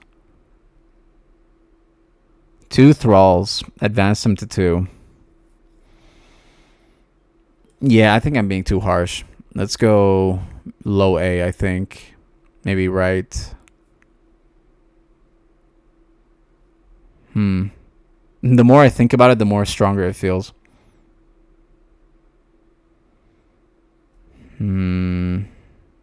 Maybe there. It doesn't have keywords, is why. Like it's not a strong play until the Thralls hatch. You know? But it is a good blocker, and the Thralls are counting down regardless if this dies or not. I think this is scarier still. So, mid A. Could be wrong, though. Hit that stairs, 8 mana, 8/8. Play Obliterate all landmarks or deal 3 to all other units. The one card that makes this card so strong is Buried in Ice. Buried in Ice and this have such amazing synergy. So, but you do need Buried in Ice. I mean, you can obliterate the. I was gonna say the Sun Disc, but by turn 8 they're probably ascended, unless you're ramping, of course. I'd say this is a better card than this. It's not S tier because you need Buried in Ice to make it work. Deal 3 to all other units is meh. Maybe there. No. Sorry. Maybe. I think here. It is. I think worse than or stronger than this guy. Only because of the Buried in Ice effect. Okay, moving on. The Tusk Raider, 8 mana, 7/8. Okay stats. No keywords. When I'm summoned, draw Sejuani. This is Sejuani's boat. Plunder.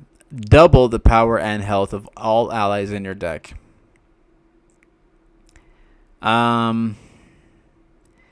You read this and you think, dang, double the power? But it's turn 8. Like, the game's about to end.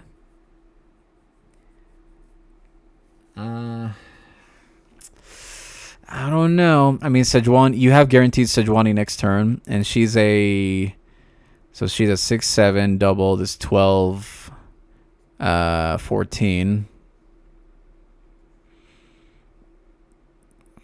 You can drop a lot of big hard hitting units. You do have to plunder though. Otherwise, this is just a dead card. I don't think it's A tier.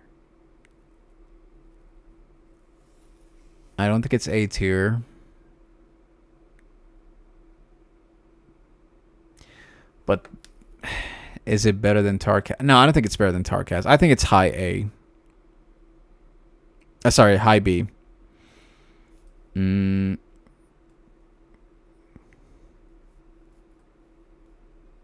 Let's see.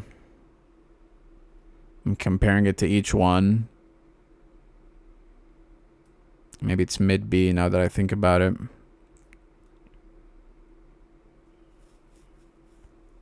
Maybe there. Mid B, I think.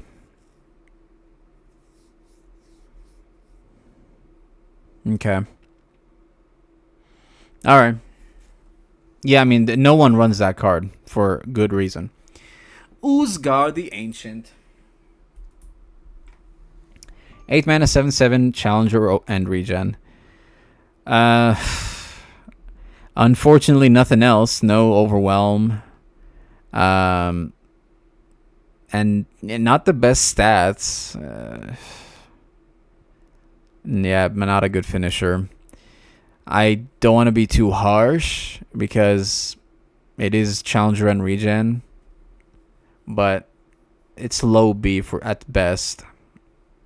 Low B at best. You want to finish the game by turn 8, and he does not do that. He's an okay blocker because of the regen, and you can get rid of the big champions if you want. He is... Oh, man. Is he better than... I think so, because of the Challenger. Maybe right there. He's not C tier. There's no way. But he could be. My brain is fogging up. Let's keep going. Wrath of the Freljord. Frostbite and enemies with 3 or less power can't block. For sure S tier. Some Pumbaa action. Very strong finisher. I'll say right there. Very strong finisher. You're most likely, like, you run this with Ash decks, and you're most likely gonna finish the game right there. You're frostbiting something. Ash is gonna attack and frostbite something. You might have a frostbite, or you might have where is she?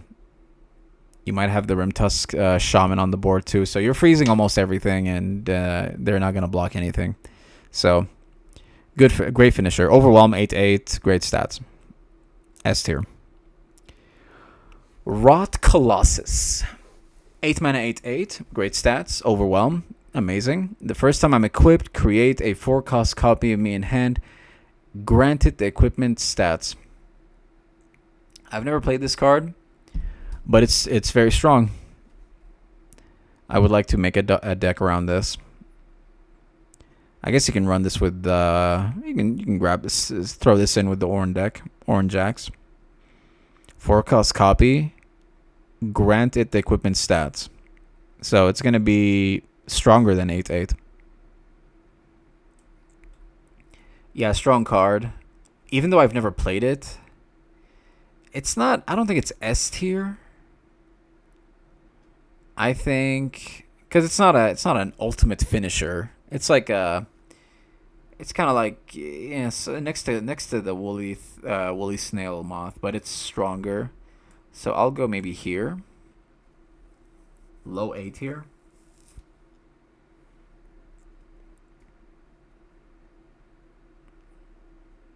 Okay. That seems fair. Warden of the Tribes, 9 mana, 6/6. Bad stats. Overwhelm. When I'm summoned, grant allies 1/1 for each different subtypes you've summoned this game. Very strong buff. Like you can grant everyone +7/+7. Dropping this guy. Very strong finisher. You grab this with Nico, most likely. S tier. It's like Cythria of the Clouds, but weaker. I think Cythria is a little bit stronger. Yeah, because she grants Challenger too. She doubles the stats and grants Challenger. So this is a weaker Cythria. Still very strong though. I'd say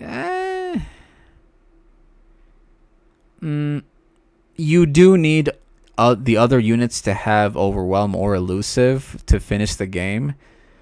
He doesn't get the buff. When I'm summoning grant allies 1/1 for each different subtype you've summoned this game, he doesn't get the buff. If I'm not mistaken. Does he, chat? If he does get the buff, then I would bump him up to maybe right here. But if he doesn't, then maybe right there. But it doesn't say grant other allies, so I think he does get the buff. So I'm going to go right there. Okay. We're almost done with our followers. She Who Wanders, baby. 10 mana, the only 10 cost. 10 mana, 10/10 regen. Okay. Not a finisher, but obliterate all units with 4 or less power in play and in hands. Hands. So even your deck your hand is getting obliterated. Ramp as fast as you can. Drop this against low cost decks, and you win the game. They FF instantly. S tier for sure. I would say.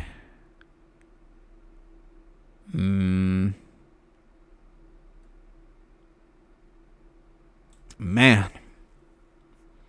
She doesn't have Overwhelm. So I'll go maybe right here.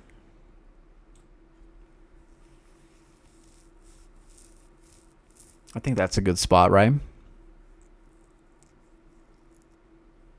Okay. That seems fair. If she had Overwhelm, then she shoots like maybe to here. But yeah, very strong card. Amazing. All right, champion time, baby. Gotta pull up all the level up garbage. Lissandra.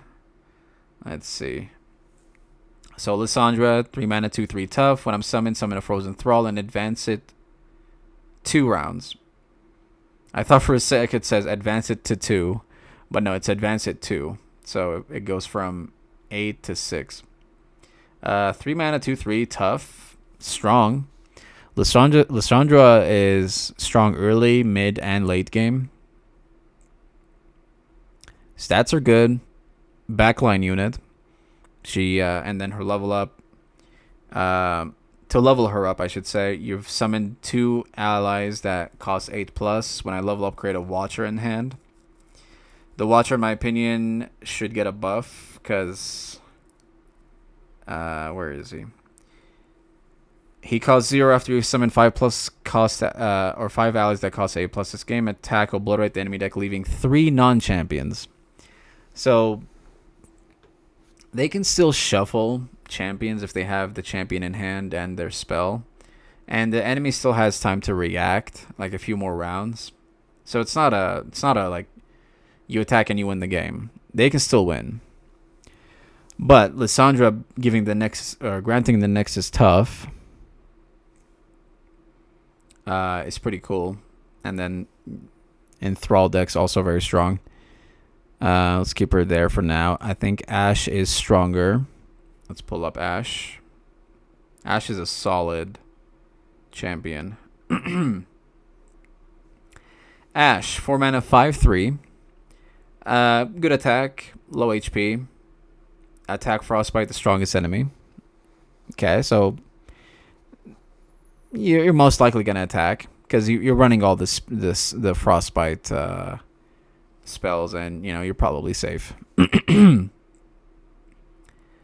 Frostbite decks are very strong in my opinion. You level up, you've reduced the power of 5+ enemies to 0. When I level up, create the Crystal Arrow. And then when she levels up, enemies with 0 power can't block. Very strong. Definitely stronger than Lissandra. She might even be... No. Well, we'll see. She's definitely one of the strongest. Brom. 4 mana, 0/6. Regen, Challenger. The first time I survived damage, summon a Mighty Poro, which is a 3/3 right here. And then level up. When I survive damage, summon another Mighty Poro. 4 mana, 1/7. He is... I think he's not... He's the weakest so far. Nar. 4 mana, 3/3. Weak stats. Weaker than they should be.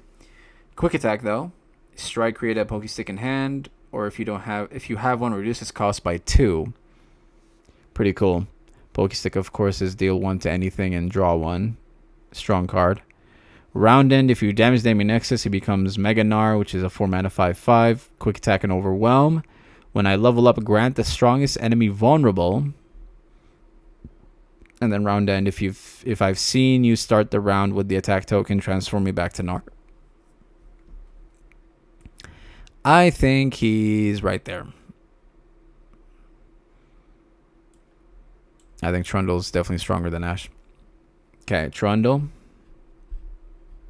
Gnar's strong, but he does transform back, and he's not like super strong win con. He can easily be killed too. Trundle, 5 mana, 4/6 regen. Great stats. Regen's amazing. When I'm summoned, create an Ice Pillar in hand. I've seen you play the Ice Pillar. Very easy to level up. Actually, I never talked about this. Lissandra, you're probably running her in ramp decks. She's not super hard to level up. I mean, you can level her up while she's in hand. Braum is kind of hard to level up. Gnar, a little bit hard. Well, not actually. No, he's easy to level up, but the level up isn't that strong. Trundle's very easy to level up. Ashe is very easy to level up, but both of them have very strong level up win con.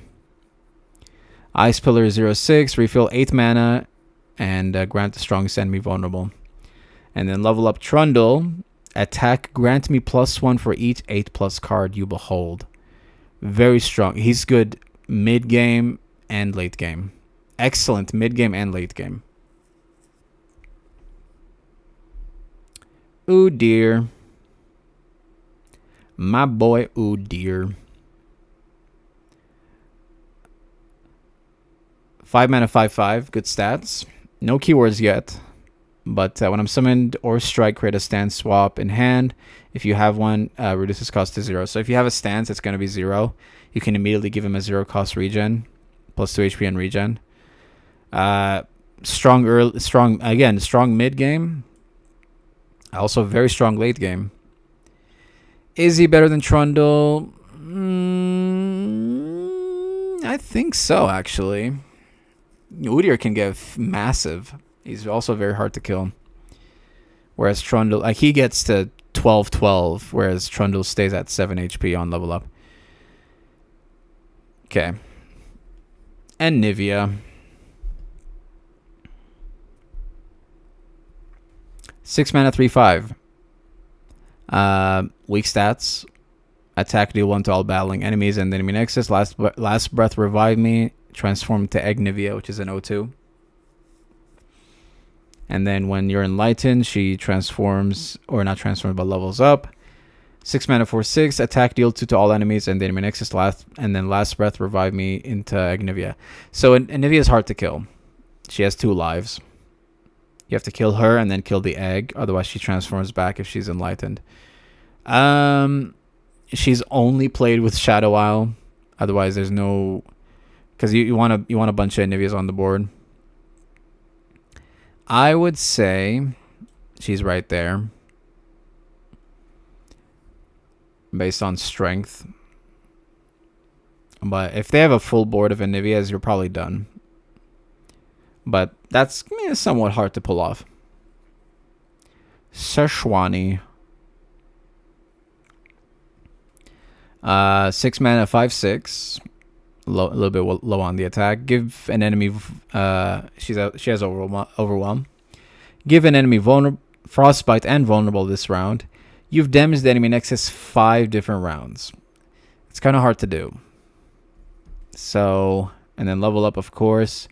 If you play her, give an enemy frostbite and vulnerable this round. Each round, the first time you damage the enemy nexus, frostbite all enemies. Strong passive on level up. Very annoying to deal with. But I don't think she's stronger than Ashe. Not stronger than Anivia. Lissandra is played with Thralls. I'm going to put her right there. I think that's a good spot for her. Alright, Ornn. 7 mana, 5/5, weak stats, tough, play, equip me with an exact copy of an ally's equipment or the strongest equipment from hand, attack, forge me twice, so +2/+2 grant. So he's probably gonna, if you attack, he's probably gonna be an 8/8, 9/9 maybe. And then an ally has struck for 8 damage. He can level up before you drop him. It's not, I have an Ornn deck, and I think it's a LeBlanc Ornn deck, and there are a lot of hard hitting. It's very easy to hit for 8 damage in Noxus. So Ornn is very easy to level up, unlike Sejuani. And then his Irrever up. 7 mana, 6/6, tough, play, equip me, blah blah blah, same stuff. Attack, forge me twice, then summon the attacking spirit of the ram with my stats, which is yeah, same stats with overwhelm. I would say Ornn is, I think he's better than Sejuani. Much easier to level up, and if he gets Scout, I mean, he's attacking twice, and I don't know how you're gonna stop that.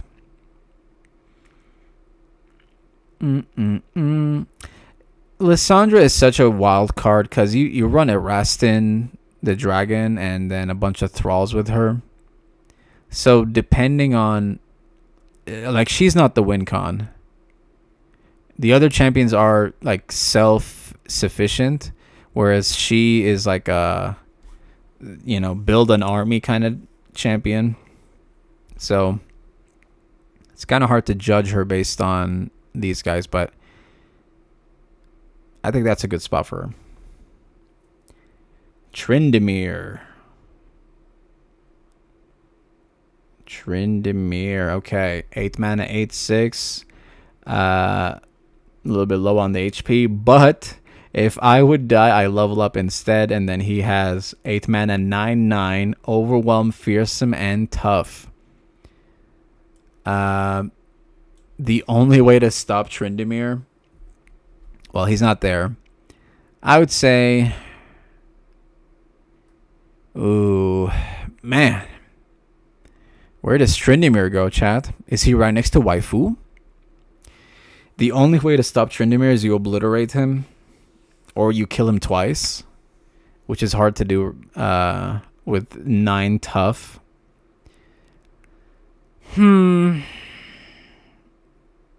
He is easy to level up with Shadow Owl, and I definitely grab Shadow Owl when I play Tryndamere.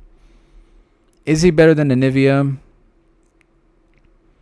I think so. She needs to in the right deck, Anivia can be very annoying. Maybe right there I think is good. Is he better than Ornn? I think so. Man, it's like either here or here.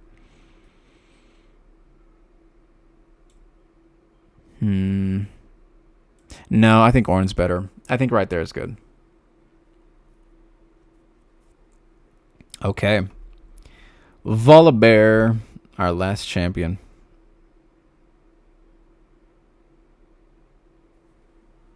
Nine mana, 10/10. Play Relentless Storm 3 times. Each one targets a different random enemy or the enemy nexus if none. And that's a deal 4. If I'm not, deal 4 to a unit if it's dead or gone. Deal 2 to the enemy nexus instead. He's kind of hard to level up. It takes time, and then his level up is other allies have overwhelm, and he gets overwhelmed too. I think Volibear is.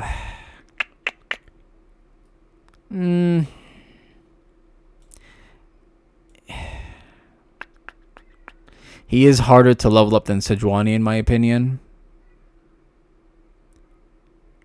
And then Sejuani's once he's leveled up, you're probably done. He does need the thing that bothers me with Volibear, he needs other units on the board. Because the only thing that changes with his level up is other allies have overwhelm. And he's just an 11/11 overwhelm. So he needs other units. So I'll keep him right there. Whereas like these guys can just hold their own and finish the game by themselves. And that is our champions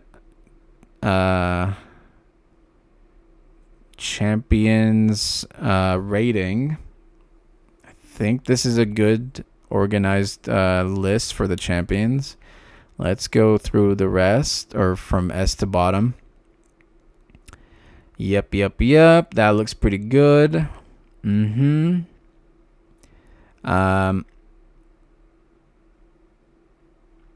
Hawk, Ruthless Raider. Yeah, I think these are A tier for sure, not S tier. They Who Endure. No, it's not S tier. Okay. Yep. Looks good. B tiers. Okay.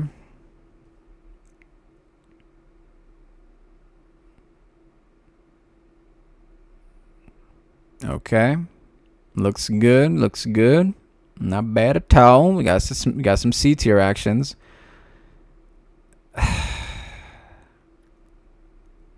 Man. Okay.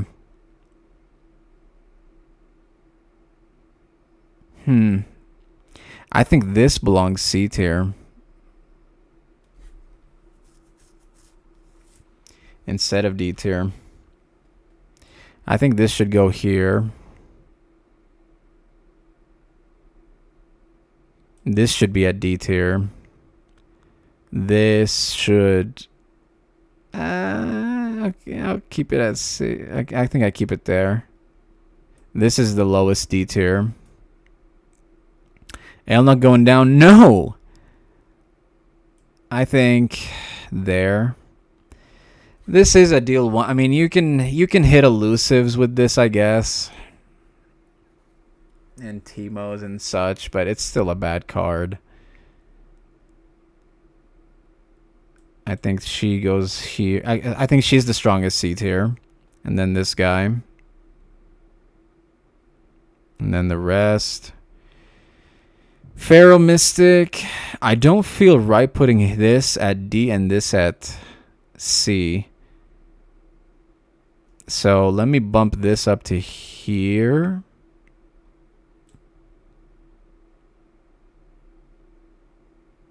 Elnuk. Gosh, man.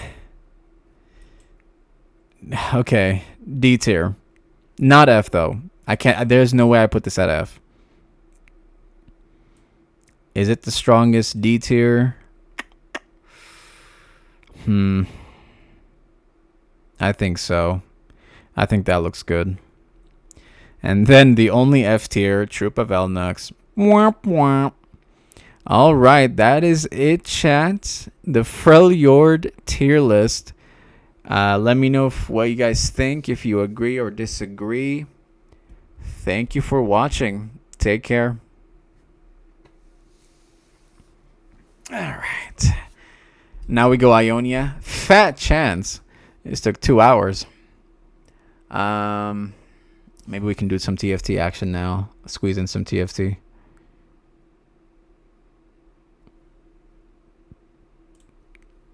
Okay.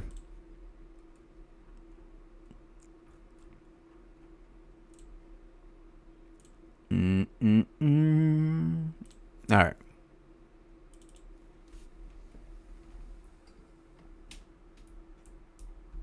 Maybe we should do another 2x KO. I'm kind of getting hyped with 2x KO back again. Where I missed where you put War Mother. War Mother? You mean Scar Mother, or what do you mean War Mother? You mean the spell?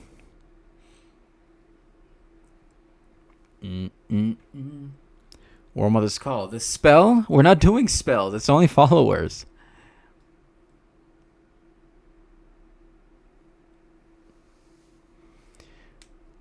Don't do spell.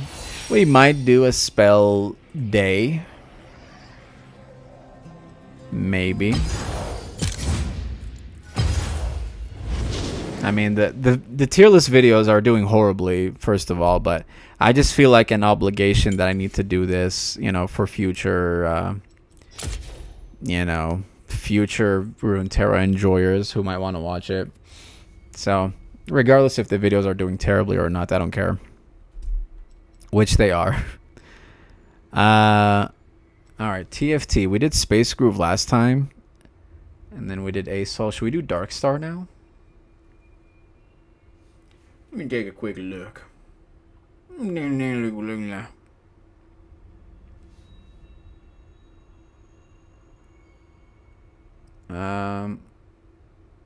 Okay, last one was, yeah, Space Groove.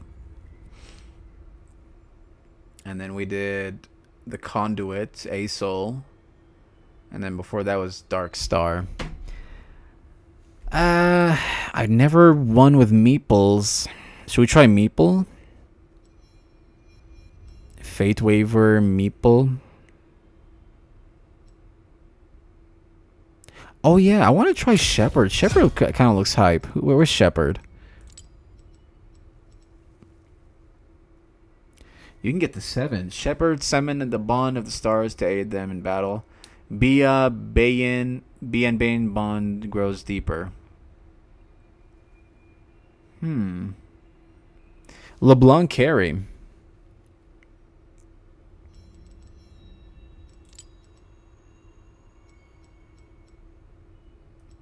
And And then this thing. Irawi. How good is Shepherd? LeBlanc. Who is Conduit? What is that? Arbiter. Scribe unique divine law allowing you to choose the effect. Diana is a rogue, I think. I haven't memorized them all. What is that? Challenger? Attack speed. We have Conduit in here. No. Leona's Vanguard, if I'm not mistaken. Oh, okay. Okay, then we got some Vanguard action. And is that Sona? So the only way to get to Shepherd 7 is we find an emblem. Well...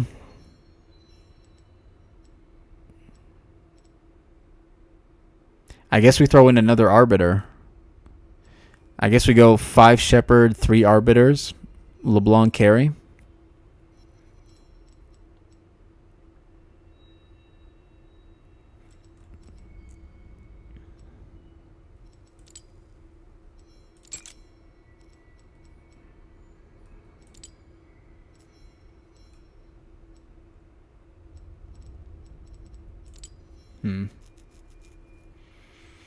This is... I feel like it's going to go badly. We don't really have a... Our main tank is Ilawi.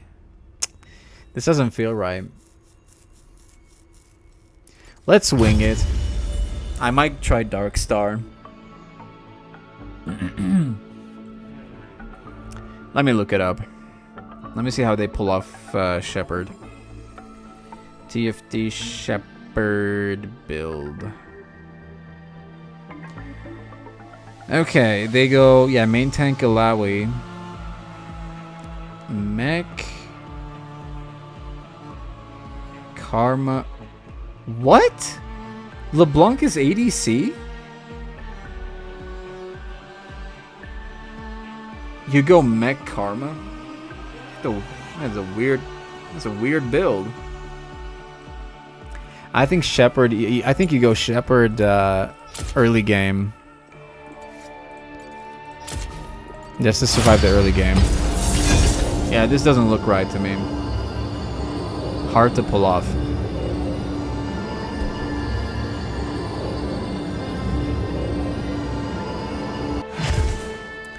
Let me in!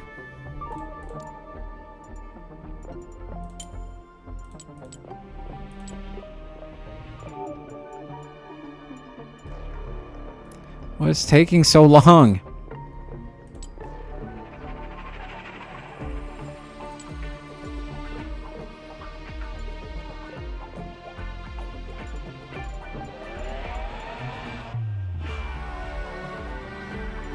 Shaco gets 2 emotes.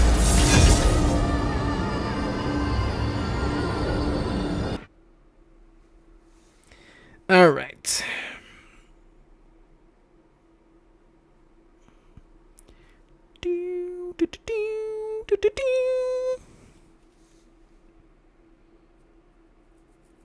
I barely got to play Aatrox last set. I do like this one too, but I definitely preferred this set before. Me. You will know your place. My place is slaying you, sucker. I'm the god killer. Town's busted. Ooh, component anvils. Heck yes. I think this is the second time Poppy gives component anvils. In like a previous set too. Look at all that blood action. Pathetic.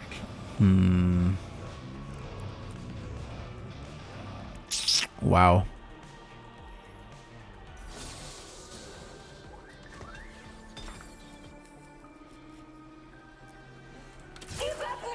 I want to maybe try meatballs.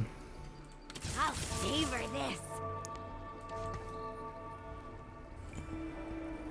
I want to give Meeples another go. We'll see. Give up now. He becomes a turret if we transform him. Let's see how that looks. Whoa! Some Dark Star action, and he's a brawler. Okay, hold on. I might switch to Dark Star then.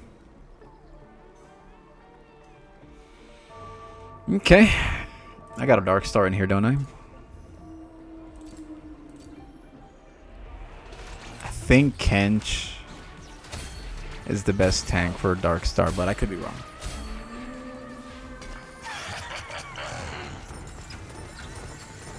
Woo! Got the 10. Suck 'em. Ooh, that's good. That's not bad. Gimme, gimme.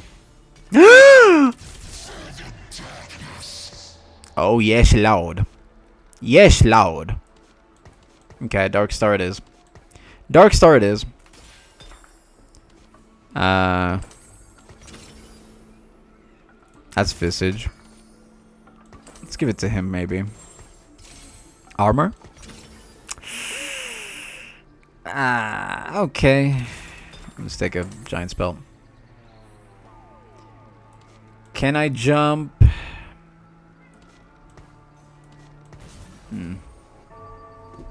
Okay, we'll keep it like this. Be right back.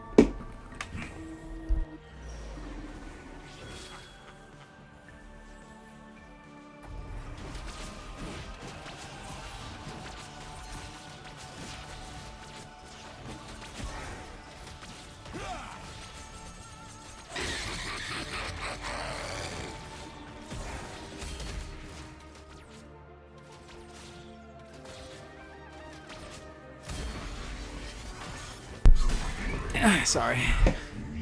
Cat needed to go downstairs.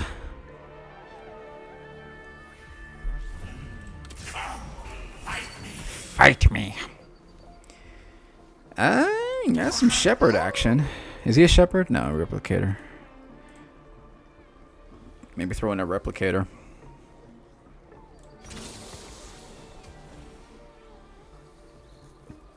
Okay.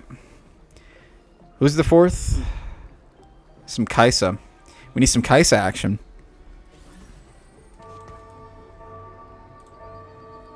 Okay. We won the last one. Heck yes.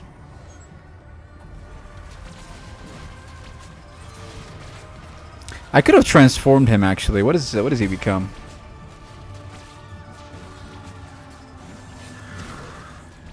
Does it not show me what he what his buff becomes?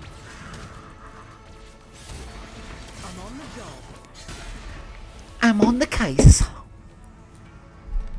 I need armor or another giant spell.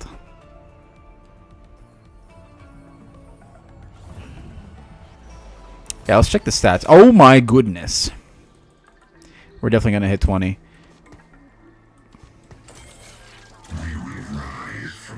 $17.85. How do you... Oh, so 400 more. I think that's worth.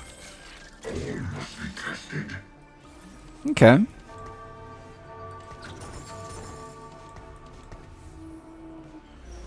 That's cool. That's cool. My Kaisa!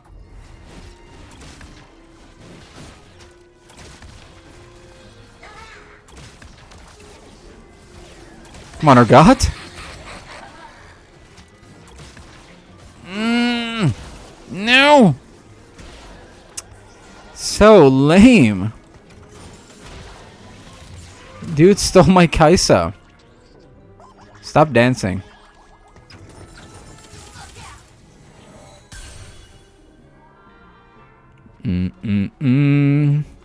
Okay.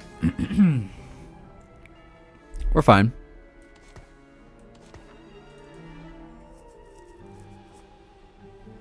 Yeah, either Giant's Belt or armor would be lovely. 2 tiny duplicators. When you reach 50 gold, gain a component anvil and 4...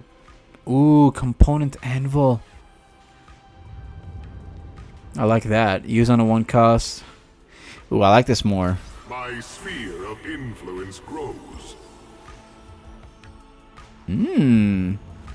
Let's get this, I think.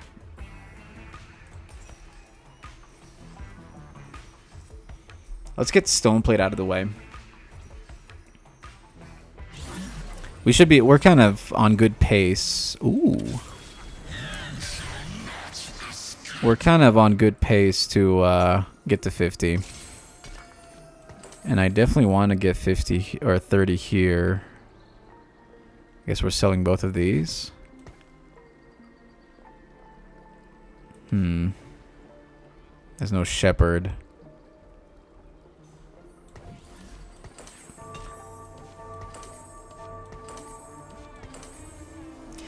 I don't know if this is better.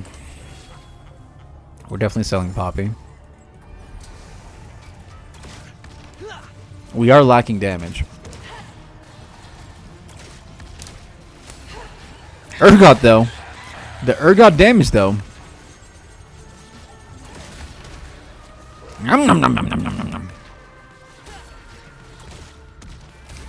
Later, sucker. Motherfucker. It's Jimmy, yo. Let's see what everyone's cooking. Space Groove, Vanguard, Space Groove. Wow, did they buff Space Groove? Meeple, Timebreaker, Dark Star, Timebreaker, Nova? I never rest. Uh-oh. Might sell this time. I definitely want to hit 40. Okay. I gotta make sure we hit, so. Now, is there anyone... I guess we throw in a Brawler. Okay. That looks better. And we'll just sell Jinx. Oh crap, that's a better one.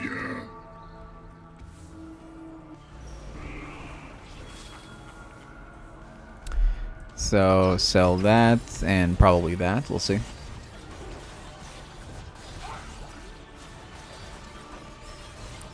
We're getting melted because of this Gwen. Yeah, that's a loss. Who is sucking me? Did Ilawi just suck me? Okay, we're hitting 50 soon.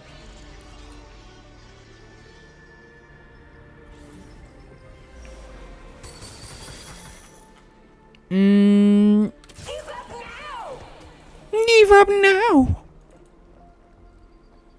Should be able to hit 2 gold here.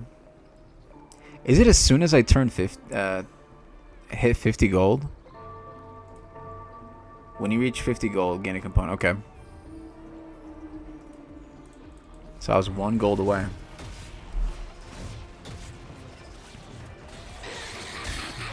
Give up now.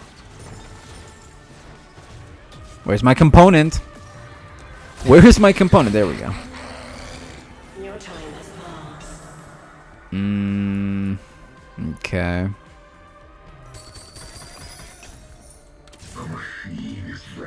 That's a better brawler. Is that better? I think Ross, is sweeter here. Still no Kaisa though, man.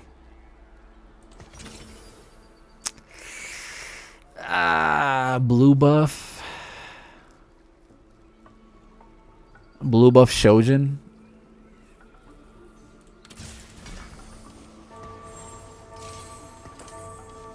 Maximum spammage. I should have replaced Mord with him. I go where my research takes me. Shut up. Who asked? Who asked? Nasus is hard to kill, I've noticed. And that Teemo is on cocaina. Come on, one more kill. Her! No, focus that, man.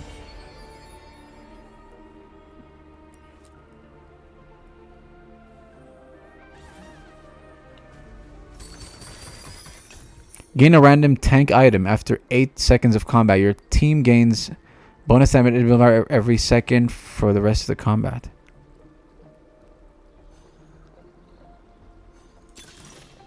Huh. Ooh.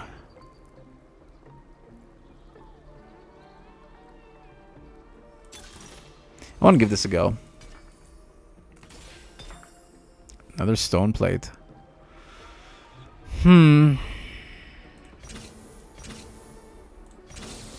Rogue replicator. For eons. I go where my mission take me. Where is Kaisa though? Where is Kaisa?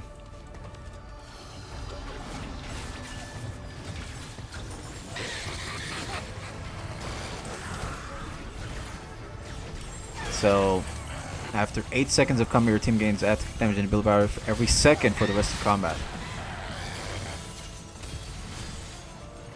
Oh man, is that busted? Why does that feel busted?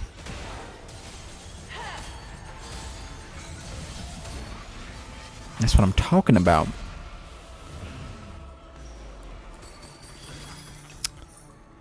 Dang it.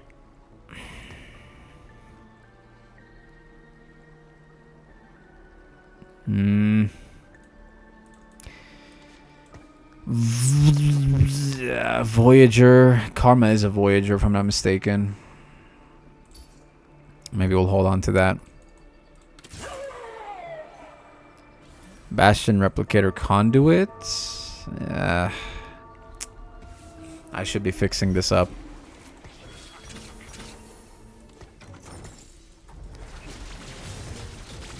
But for now, we're doing okay.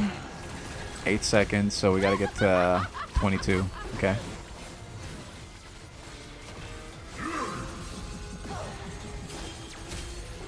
And now we deal all kinds of damage.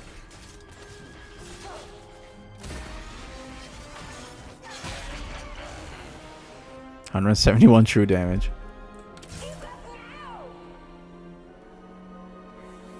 If we find Lulu, we can go for the 4 replicators.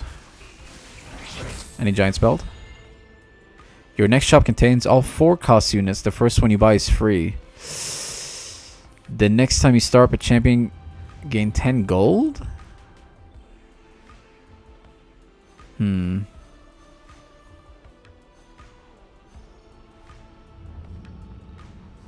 It's such a gamble. But we can hit Karma. Should not question its course.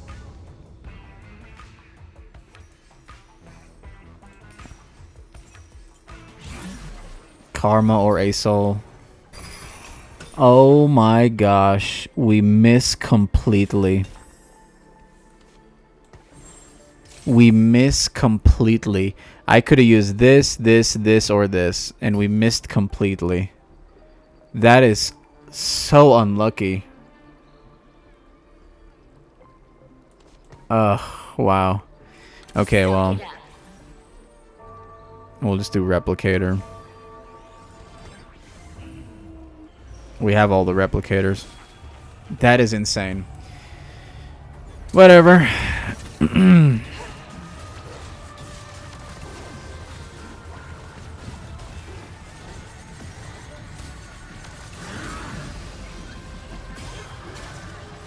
This thing, I think, is carrying us right now.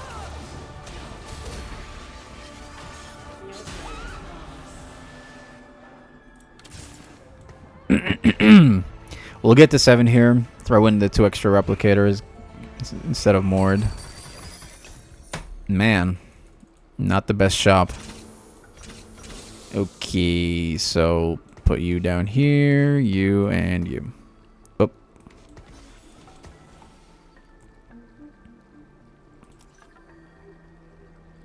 Oh, I think we give the items to Nami now. I think she's dealing the most.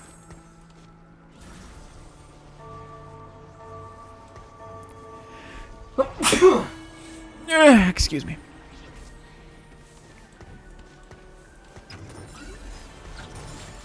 I go where my research take me. Whoa! Is that the shepherd thing? 5 out of 7, huh? Man, that looks tanky. Dang!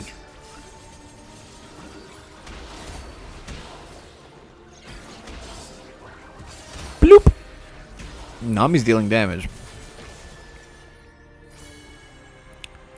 But where the fudge is my Kaisa, man?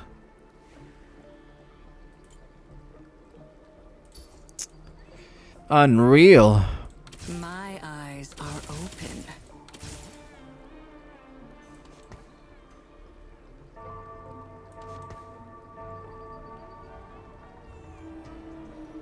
I gotta keep an eye out for Fortune and Lulu instead of Vagar.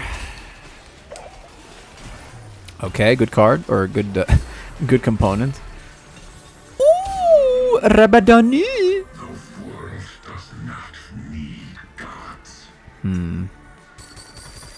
Do we Archangel? I think I want to spam. Let's give this to Lysandra, I think. Another miss. Like, who's taking all my goddamn Kaisas?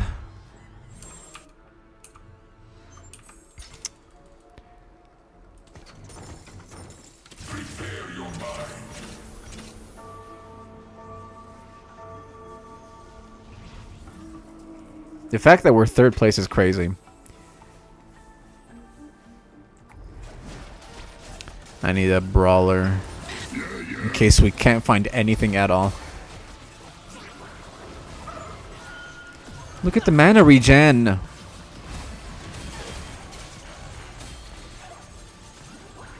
Bloop. Dang.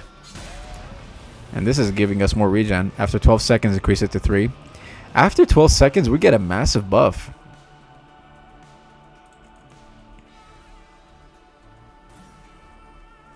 This guy's still 100%. You know what? Not good anymore because we're kind of full build. Gain 26 gold of random enchantment. Random components. And a reforger. I'm still going to take this. Oh, look at that. We miss again.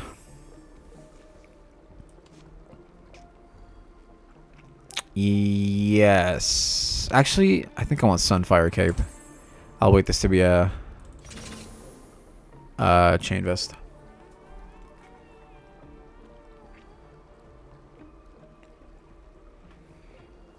Should I do this? I think that's stronger, no?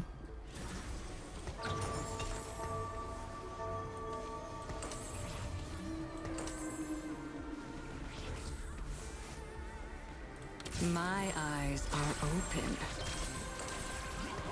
Into the dark! Can we kill this Fizz, though? Oh my gosh! Corky, chill! Is that Meeple action?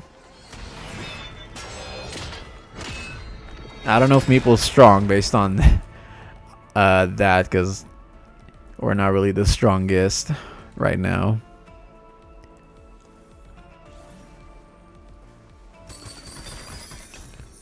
Oh my gosh, dude. Is Kaisa the new Udyr? Like, everyone grabs her? I should take this out and wait till it's a chain vest first. Fast 8? Whatever. Marauder, please. I'm just gonna put more for now.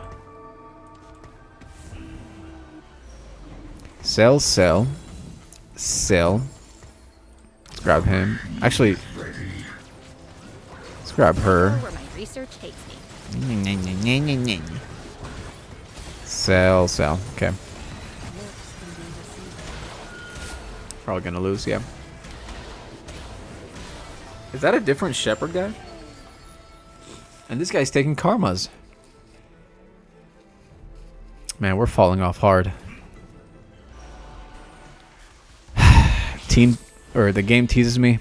When you reach level 9, gain 20 gold. Gain a 5 cost and 4 cost that share a trait.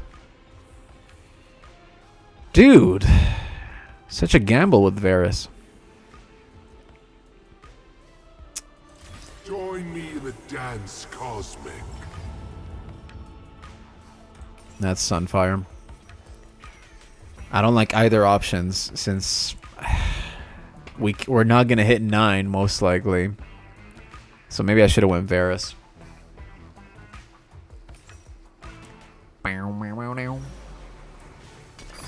Okay. A bargain is due. Brawler here.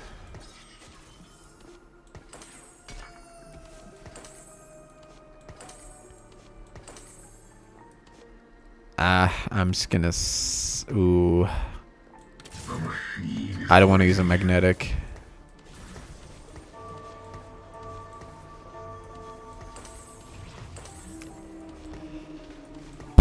Here we go! We got conduit.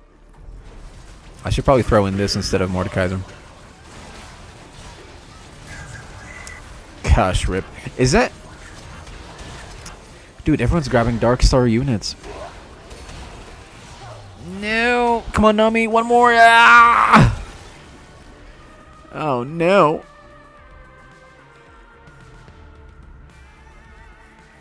Triple recurve. Or double recurve. Okay, I've had enough.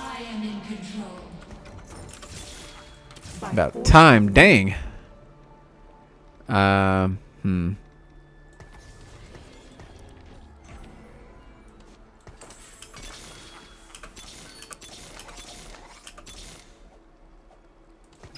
Meet your fate. Conduit.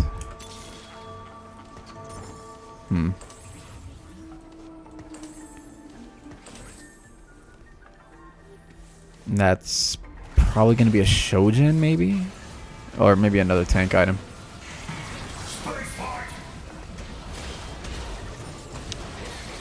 RIP! Is that Voyager? Oh, that's the Voyager. So we don't need her anymore. It's too late, man. Who's the rep? We don't need Nami anymore. Let's end this on a high note.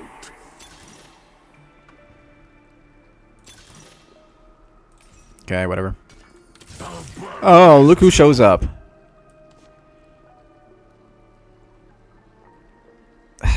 I don't know. Okay. After a player left through. Okay, I don't know what to do. Kaisa, are we there? No, I need Jin. Mech instead of a Dark Star. The world is my feast.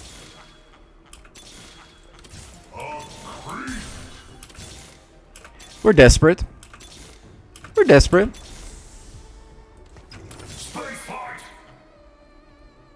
Why are you in there?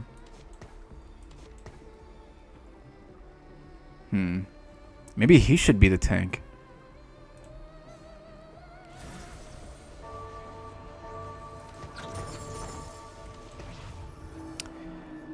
Maybe the Mighty Mech should be the tank, actually. Instead of Kench. Ooh, I think I need to redo the build. Ooh, let's Gunblade.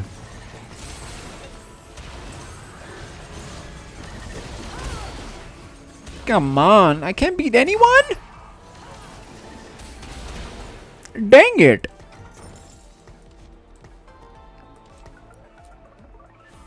We're about to get knocked out. Need a power spike. Okay. We don't need Pantheon. I don't know why you're in there. And let's mech him. Downloading battle strategies.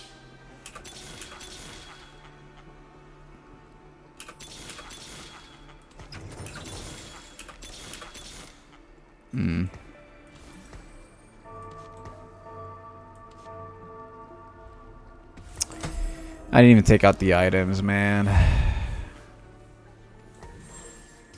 Nah, rip. This was a bad game.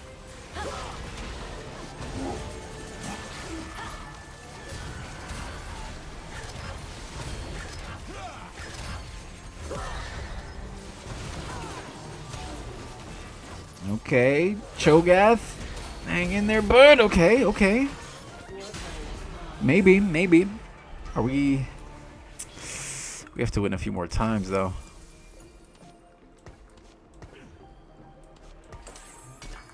Yeah, I don't think we need Kench. I don't think Kench is our tank anymore. So who goes in instead? A mech? Oh no. But instead of who? The machine is ready.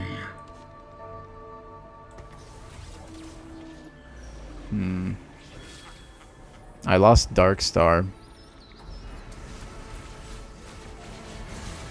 Oh, instead of Kench. I misplayed. I for sure deserve a loss. This was a bad game. Dude, get off my karma. What is wrong with you? No. Oh, that guy won. I was just about to get 4th place. If I survive this. Okay. Alright, Chad. That will be it for today. Tomorrow we'll do PvP. Most likely. Maybe we'll do PvP. Maybe it's something... we'll play other games. Alright, take care.